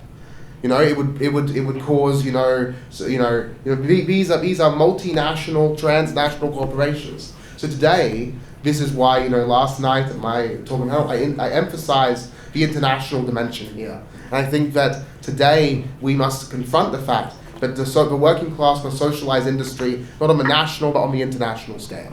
That we must take over these multinational corporations. We must seize these international supply chains, logistics, international conglomerations of capital, and reorganize them for the benefit of all on the basis of the highest development of the productive forces. And on this question about state functioning, I think it is very important that we emphasize, and in Critique of the Goethe program, Marx is in a debate. It's important to remember who people are arguing with in these things. Marx is in a debate with who? The state socialists. He's in a debate with Lassalle. He's in a debate with those trends in German socialism that see the Bismarckian state as a model for the development of socialism. And it is exactly against that Marx is writing. And I think that, the proletarian dictatorship poses for us a contradiction. On one hand, Marx says that it will, for the first time, deliver genuinely small government. We'll get rid of the officers and the bureaucrats. We'll clear out, Marx is kind of making almost a libertarian argument. I believe this is in Civil War in France, that he says this. He's talking about the Paris Commune delivering genuinely cheap government for the first time. But at the same time, in his debate with Bakunin, Marx says, and when Bakunin asks, will all 30 million Frenchmen be involved in the running of this state? And Marx says, yes, they will. So on one hand, we're going to have genuinely the cheap state for the first time, but also we're going to involve the largest civil administration in human history. We're talking about the largest organization of people into a common civil administration ever proposed. So I think that's a contradiction that Marx poses for us. But I think within that we get a glimpse of what the dictatorship of the proletariat, what the democratic republic looks like. It looks like working people organized on an open democratic basis within their mass organizations, within their working, and within a democratic republic based on the model of the Paris Commune, organized into and bringing millions of people into civil life and out of the shadows for the first time. Can we collect this time?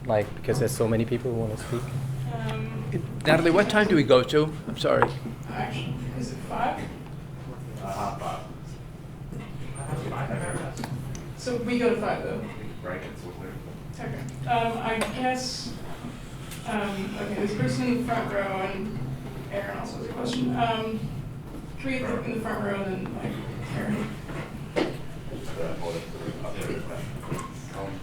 I like that response by Edith, and also thank you for mentioning Palantir. I'm very surprised that we have taken this long to get to Palantir and multinational corporations, because when we talk about the state, like what is the state, right? The state today, we have this like 1970s conception of the state.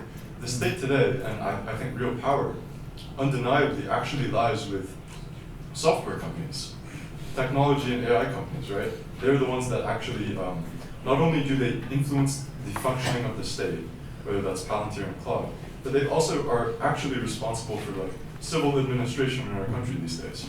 So yeah, I mean, I'm curious how you respond to that, and I'm also curious what you think of, we think of Bonapartism, I think of Peter Thiel as the stellar example of that today, right? I would wonder what you think of a claim that's made by Peter Thiel in the Thiel-Graeber debate, right? Where he argues basically the startup is the most effective vehicle to transform society. And he claims that if you want to do something, you can just do it. There are flaws with this startup, but that is, that's his claim. Yeah, like what's your take on Palantir? Aaron's question, and then yeah.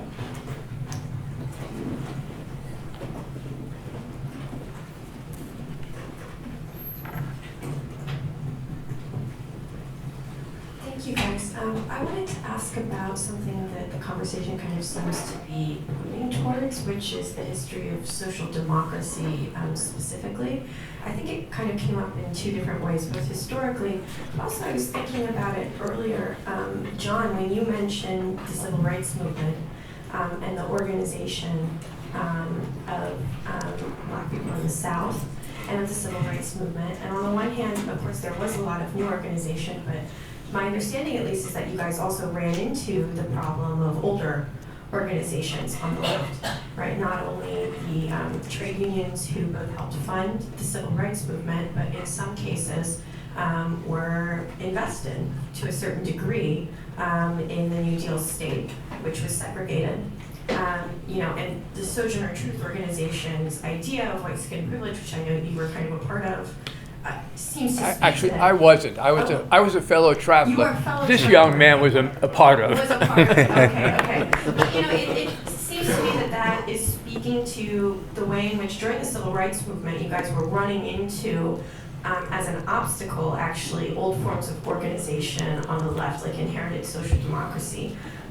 This came up a bit earlier this morning when we were talking about the Eurozone crisis and Syriza, which is that in 2015, Syriza and Podemos had a very similar experience with the existing social democratic parties in Europe, the SPD, but also the Pan-Hellenic socialists, and this sort of thing. And these are the legacies. To me, it opens up the question of social democracy in the late 19th century, as in, were the social democratic parties proto-states, or states within a state, successor states, and what does it mean that we kind of live with the remnants of these parties as organized parts of the capitalist state? I mean, at least as much as Palantir, if you're talking about how things get done day to day, I live in New York, you're talking about unions, you are, right? You're talking about all sorts of organizations. It's not just Peter Thiel. I mean, it's an interesting question. I'm not trying to bag on the question. But I wanted to ask what we make of that history of social democracy. And I think this relates just a little bit to kind of another thread in the conversation, which is like the Gramsci stuff. I think at the beginning, Ingar, you said that the left needs to kind of adopt the strategies of the right in order to fight it, or it needs to think about the right in its time.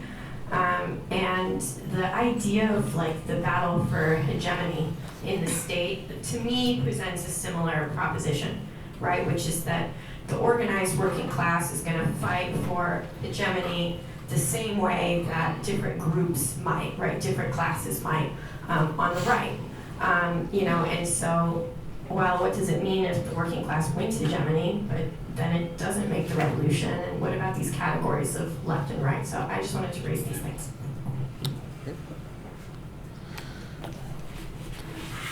Yeah, sure, you go.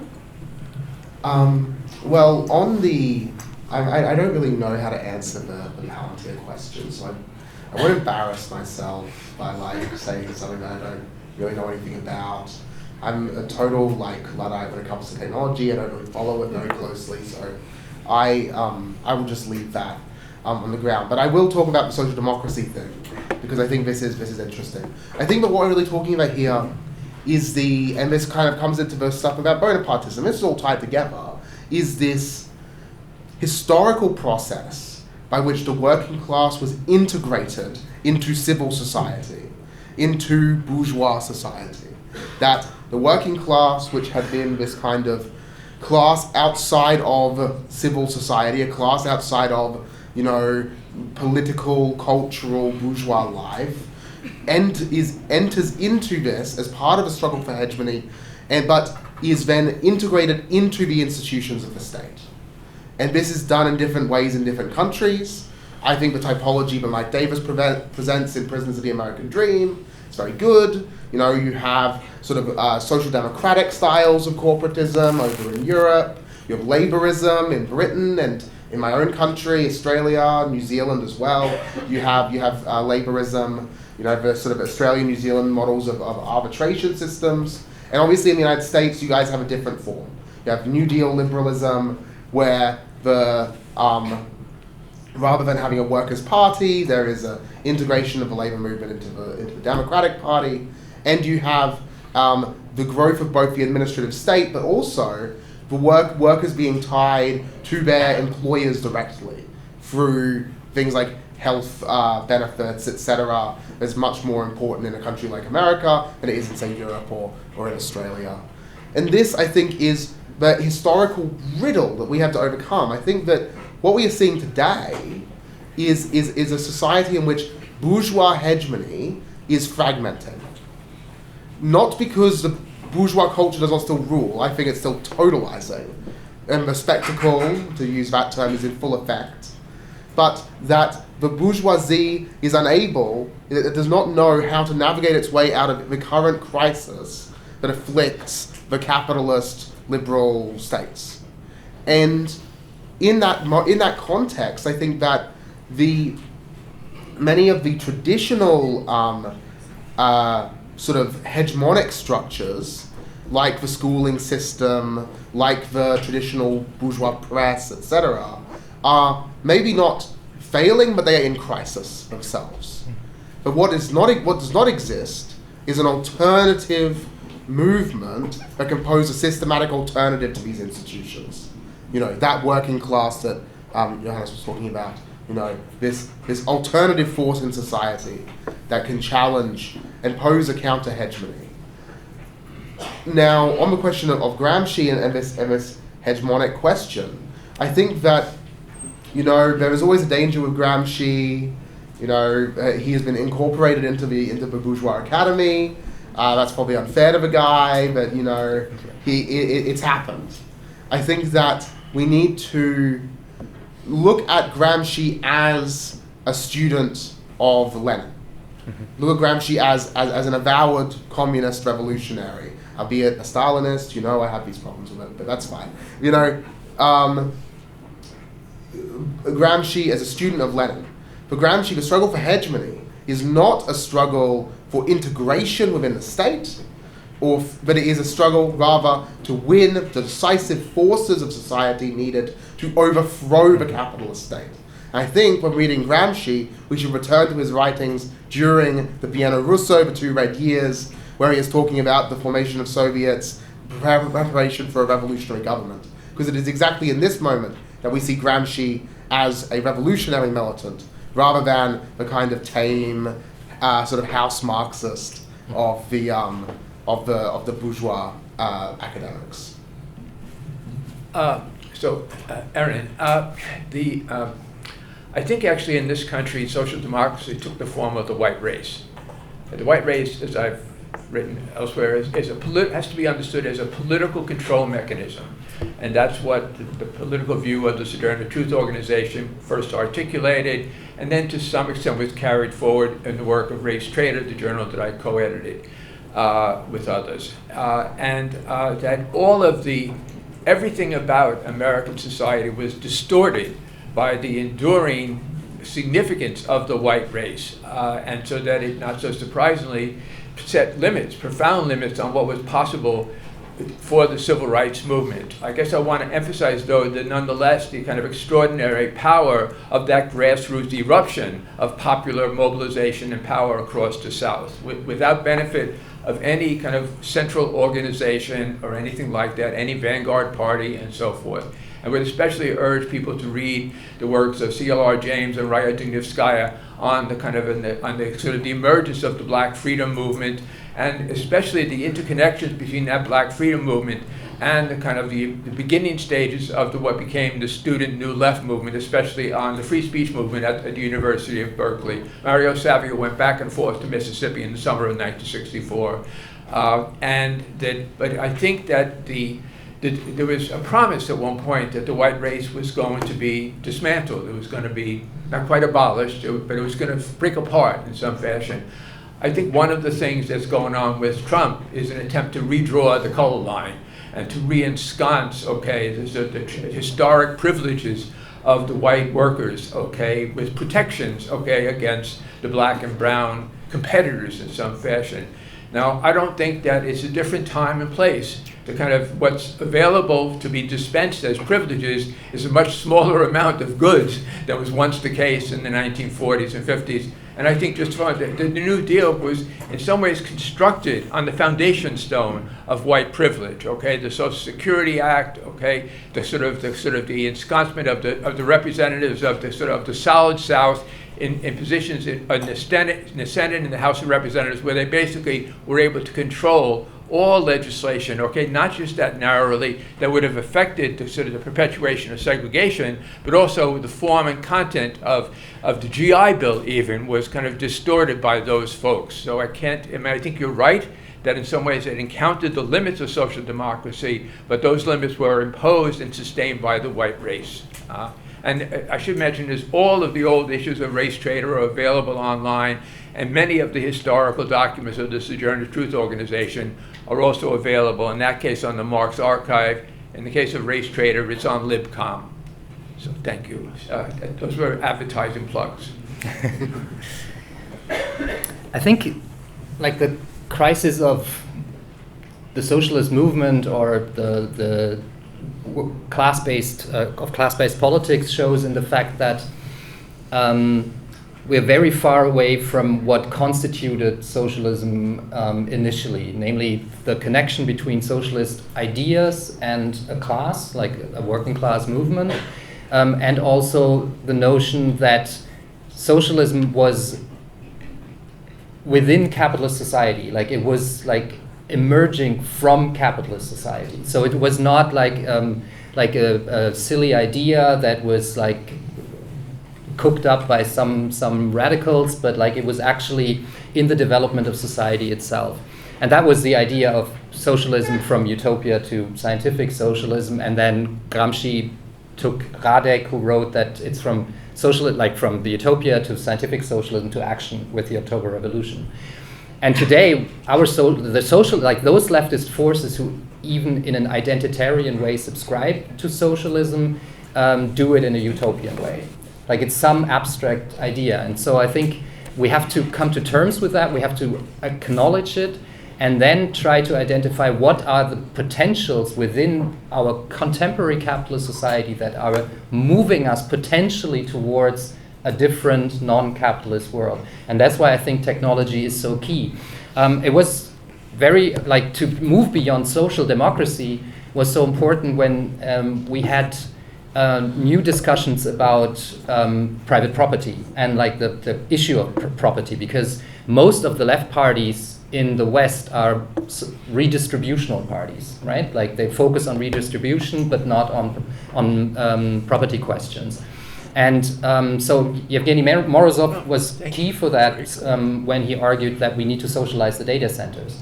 But I think what we also need to understand in this is that technology is not neutral. I think we have to look at all those technologies coming out of the Fourth Industrial Revolution and say, are they neutral, or are they particularly capitalist, or can they be transformed into some kind of use value for society? And I'm not sure, like ChatGPT, I can't imagine how that could be a socialist technology, right? Like given the devastation, like the energy that it consumes, and given the use value that it produces. I'm not sure Palantir, obviously, like can't see how that could be translated into a socialist technology. With others, it's different. Like there's a conference taking place in Germany called Cables of Resistance, where they are debating those issues, like in I think next month. So I think those are good steps in a correct direction. And that brings me to Aaron, your question or your comment about the right. I don't think we can, or left-wing forces can emulate the right.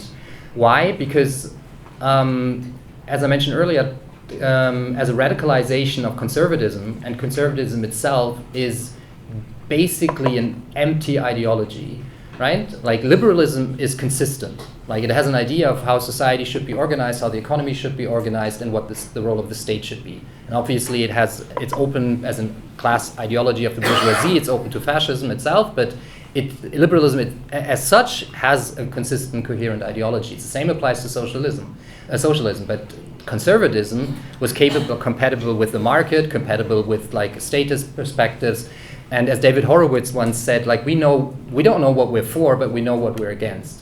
And essentially, the right is just about legitimizing inequality.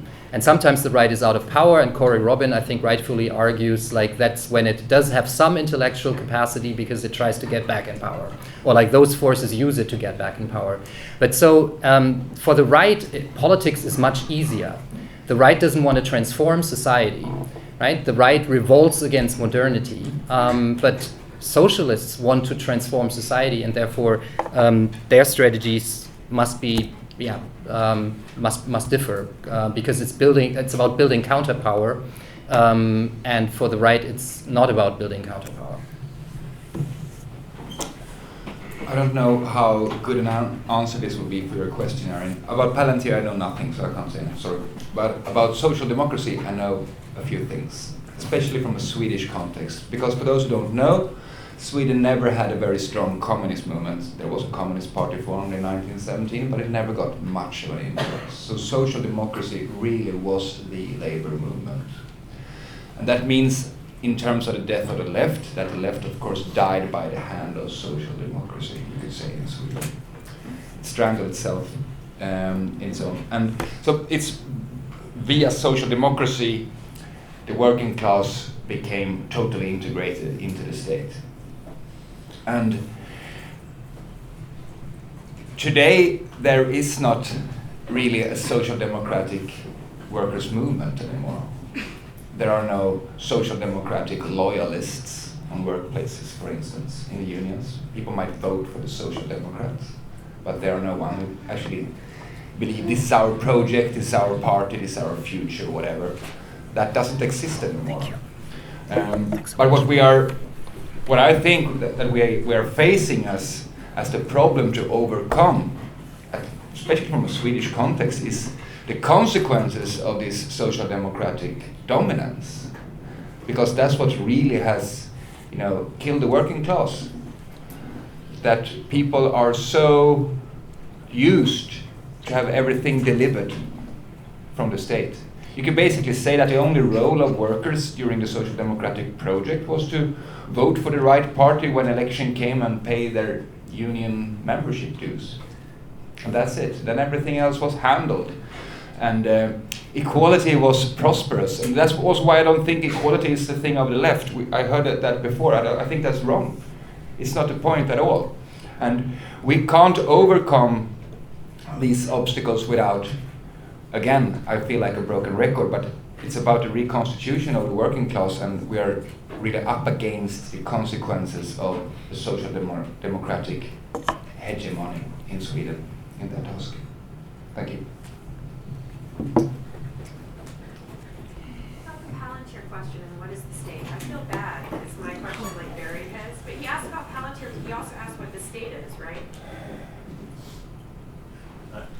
Yeah, I guess one thing that maybe I didn't mention that I might be curious to hear about is a certain tendency on the left, and I don't know where this maybe comes from, but to kind of bury one's head in the sand, or not, be able to recognize the nature of things when it comes to software and when it comes to AI.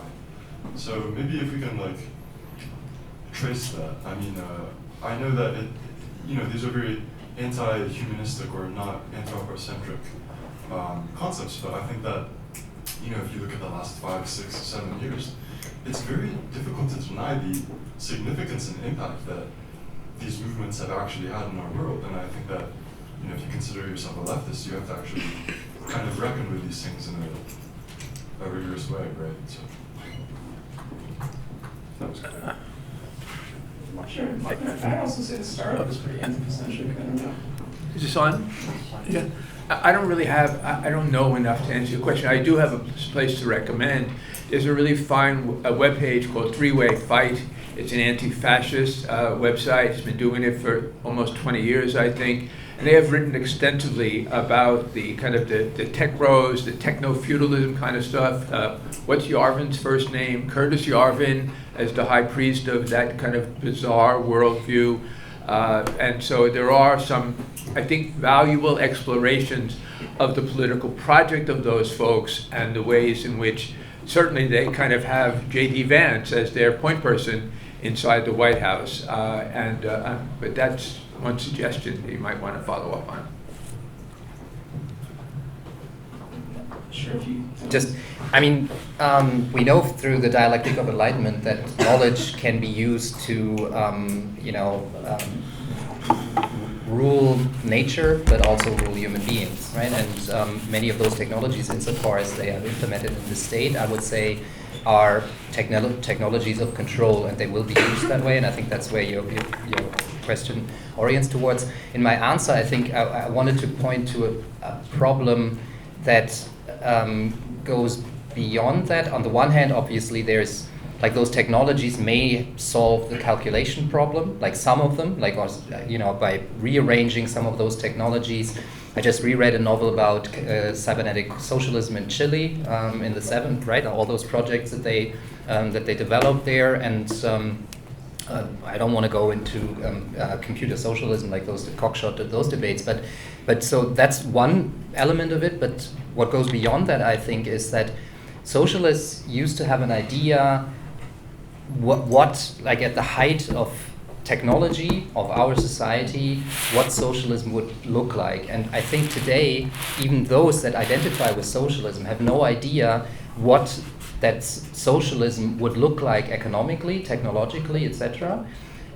But that causes the problem that we can't even define the stepping stones building towards that world, right? And we need that, right? That was always crucial to know where we're going. Otherwise, we're acting like in a nebulous world, and we're just, kind of point. This person in the front. Nebulous, that's not a word. Hi. So I just have a question for you, Edith. Just to follow on from Spencer and Natalie's questions from earlier on. When you speak of Bonapartism as the proletariat's failure to take power, do you regard that as a contingent failure per Althusser, or as a necessary product of democracy's crisis per the Second International? And what does this have to do with politics? That's a very good question. I think that I would probably regard this as I think that it's a difficult question to answer emphatically. I think that we should always work to analyze the objective conditions that lead to the inability of the working class to take political power. But I also think that it does not do well to understate the subjective conditions. So with that in mind, I would probably lean towards saying this is a contingent failure. that ultimately this is a question of, then we move from a question of, I guess, analysis to a question of strategy. It's like, you know, where has the strategic where has the working class failed strategically in the struggle for political power? But I think that also necessarily brings us back to a problem of analysis, because I think that there is a problem of theoretical underdevelopment, where theoretical questions have been underanalyzed or misanalyzed, and that has produced strategic errors or errors of approach. And so there's obviously, like, I don't want to just say, oh, we just need the correct strategy and that's like a silver bullet, and we'll be able to like bust through any like objective limitations on the class struggle. But I think there's always a dialectic between theory and practice. And so necessarily when we're engaging in strategic thinking, we need to return to analysis. My own publication, Partisan, we recently republished Comrade Lauren Goldner's analysis of the agrarian question in the Russian Revolution, and the problem of theoretical underdevelopment, and the failure of the Second International to grapple with the agrarian question. And I think that's an example of the kind of clear thinking that we need to approach these questions, is a systematic analysis of what we have thought and how it has driven how we have acted in the face of objective transformations that are outside of our immediate control. Going back to the question of the working class taking political power, I think that what we find in the 20th century is that the failure of the integration of the workers' movement into the state via the mechanism of social democracy, laborism, corporatism, etc., poses an alternative path for the working class, and one that is readily taken historically. And I think that we should be very aware, in the coming decades, I kind of take Ingar's point from earlier, that we're in an era where reform is not possible, and so this immediately raises a systemic question. I think that, this is a view that I've also held for a while, but I think that does not I think that objective fact does not change, that the illusions of reform are still ever present. And people will smash themselves into a wall many times over. And that, I think we've returned then to a subjective question. Yeah. Does that answer your question? I'm kind of like circling around it a little bit. I want to give a good answer, or at least try my best.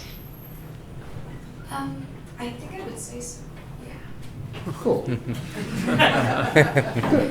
All right, one last question, and then also in your responses, could you guys conclude your remarks too? So we'll just go down. Right, this the person in the back that really wanted to place that hand shot. Which back? All the way? Make Ryan walk.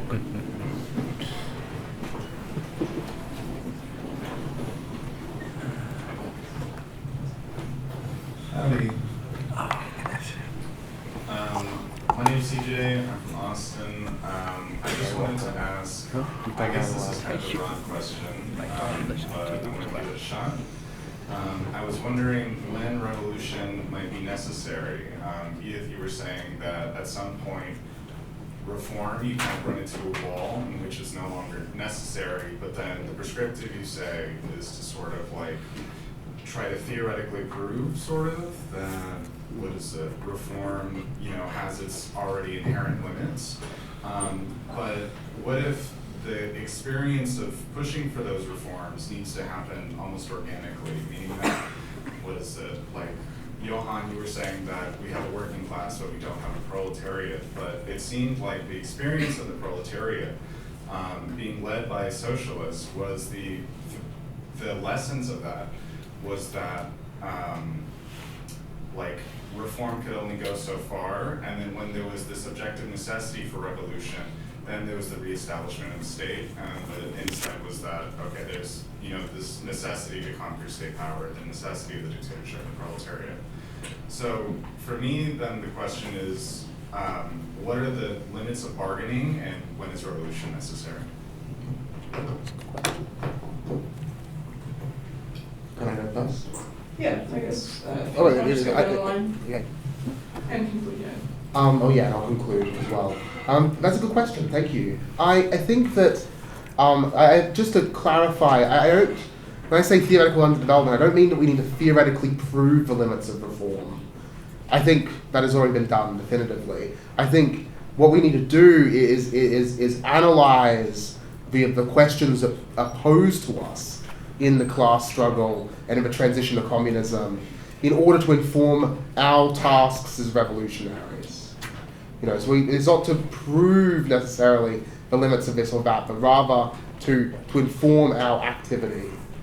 What I do think, so on the question of when is revolution necessary, there are two answers to this. The first is world historic and the second is immediate. So on the world historic position, I believe that I believe that the capitalist system as a world system functionally exhausted itself in the 1970s. I think that it has been in a historic period of crisis functionally since then, and that we are living in the long decline, or the long end of the capitalist mode of production.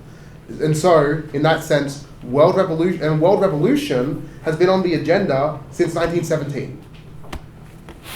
Albeit we now live in the kind of derailed train of history in the wake of the failure of those revolutions. I still believe that world revolution is on the agenda. So in that sense, when is revolution necessary? The answer is now, has been for decades, and will continue to be. But that's not a very good answer. So I've got a second one, which is that the question of power is posed. I mean, there's a really great letter by Lenin during 1917 in which he's debating the question of insurrection. And he's debating with the Mensheviks, who would argue that an insurrection, i.e. an armed seizure of power, with the support of the majority, but still an armed seizure of power, is a Blancist conspiracy. It's a military conspiracy. And Lenin responds and says, yes, such a thing would be a Blancist conspiracy, unless it is under extremely specific conditions. And he gives like a list which he believes is being fulfilled in Russia. And that list, I don't have it in front of me, but I think that, this is kind of the question of at what point is revolution necessary in that concrete sense. I think Lenin gives us a good answer here, which is that the systematic crisis of capitalism has come to an acute point. The old regime has lost its hegemony. The bourgeoisie can no longer govern society. The working class has formed for itself an independent class party, and that party has won the confidence, not just of the workers, but of the masses as a whole, where the armed forces have been split by the conditions of the class struggle, and where reformism and the avenues of reform have been historically shown to have failed. It is in that moment when the question of power is posed. We're a while away from such a position, but we should keep it in mind, because there is no, as I said, we cannot simply lay hands upon the existing state machinery and hope that some Bonaparte will usher us through the Golden Gate and into a brighter future. It is going to have to come through working class people organizing themselves for revolutionary activity. That has always been the case, it remains the case. In that, I am very dogmatic and orthodox, and for that I apologize.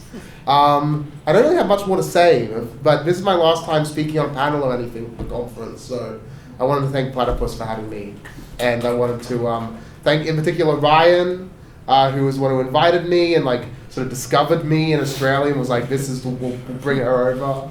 So I wanted to thank Ryan, and I wanted to thank all the Platypus people who've helped me navigate the city and not get lost and experience and deal with my existential dread and culture shock of being in the United States for the first time. So thank you.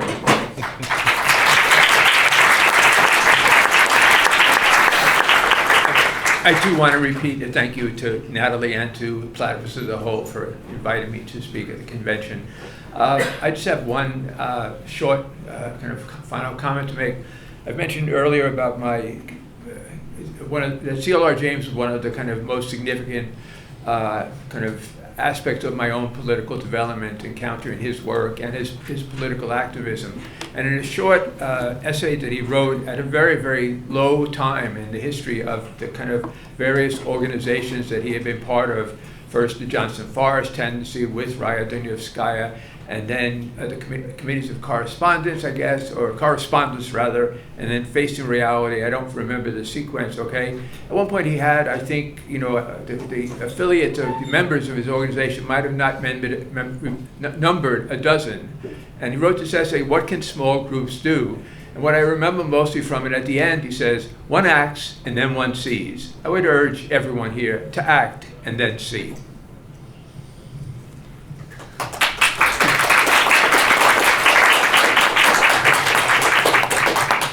Yeah, me too. I'm also very grateful to and happy that I can speak to you and that I can discuss with you. So thank you, Natalie, and thank you everyone at Platypus for having me. It's been a pleasure and I learned a lot.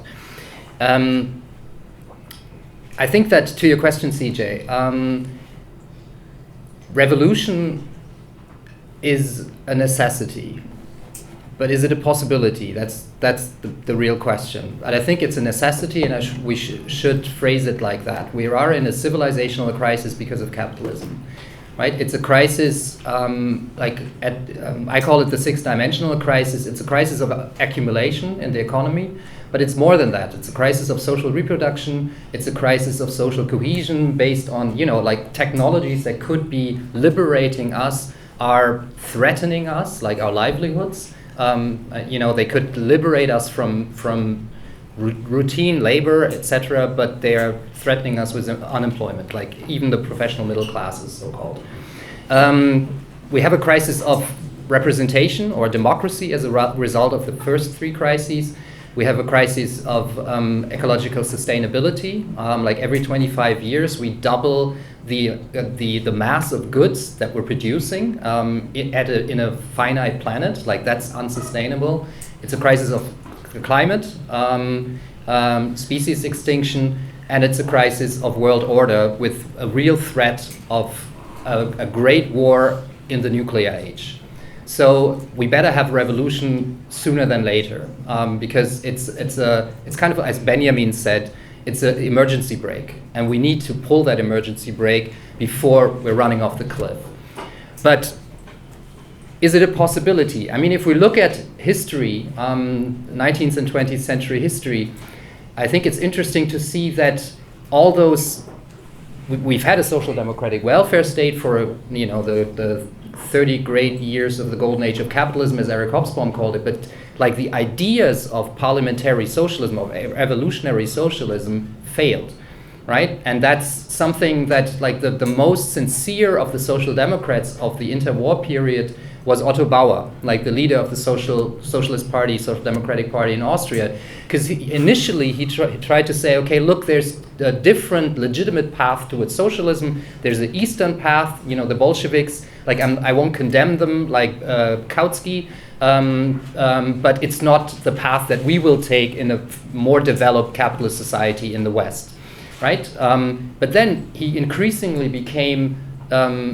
skeptical and also self-critical, saying, okay, look, our approach didn't lead up to a proletarian revolution, right? There was no evolutionary socialism. We are actually facing fascism. Fascism won the fascist counter-revolution, and the only place where it at least succeeded, with all the limitations, like everything that Kollontai, Trotsky, and Lenin knew, right, that they could only buy time until the revolution would occur in the West. Like, at least Bauer acknowledged their path, with all its failures, at least functioned of expropriating the capitalist class. Today, I think that in the six-dimensional crisis, we know that none of the contradictions that are mentioned will be solved by liberal representative democracy. Like, the capitalist class and its parties are incapable of doing it. And they don't even formulate the vision of it. That's why many of the ideas of how social problems could be resolved, move to the Silicon Valley, right? We can have liquid democracy, where there's an algorithm for solving the climate crisis or the ecological sustainability crisis, all those things. But that means that there is no room for social democracy, and I agree with Johannes on that, right? Social democracy had a role to play in a Fordist capitalist system under Keynesian regulation. But as Kim Moody pointed out, like, there is no aggregate demand. The capitalist class in a nation state does not care where the consumers come from. They ought to come from somewhere, but not from the national economy. And that's why all the social democratic parties are eroding. There's no role for them to play. Like, the capitalist class doesn't need them anymore, especially also because there is no systems competition, systems rivalry with socialism. So we're in a situation where maybe revolution is making a comeback. We failed with revolution in the West. But if we look at some of the institutions that came out of revolution, they came out of civilizational collapse. Like, that there was something like council communism that could only emerge because people were starving, literally starving as a result of World War I. Right? And otherwise, it was not concocted, it was not made up in somebody's brain, but it was just people, workers and soldiers, realizing they needed to do something to organize the basic livelihood of people under such civilizational crisis conditions. And possibly, if it's true that the capitalist class will not be able to solve any of those problems, we're going to run into some of those elements. And it could be a right-wing solution of, a stateless society, which is basically civil war, right? But it could also be like a left-wing solution where people fulfill the state functions that you mentioned, but as people without a state, because the state is failing the population.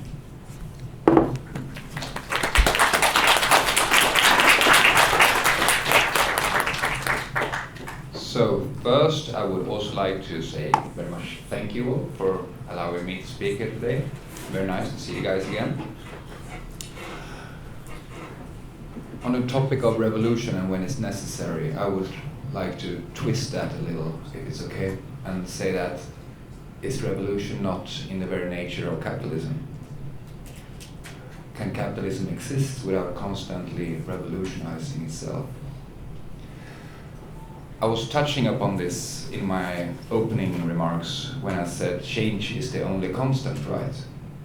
But the question then is, change led by whom? And I don't want to repeat myself too much. I think I made it very clear how I think of these things. And yeah, that's what I have to say. Thank you.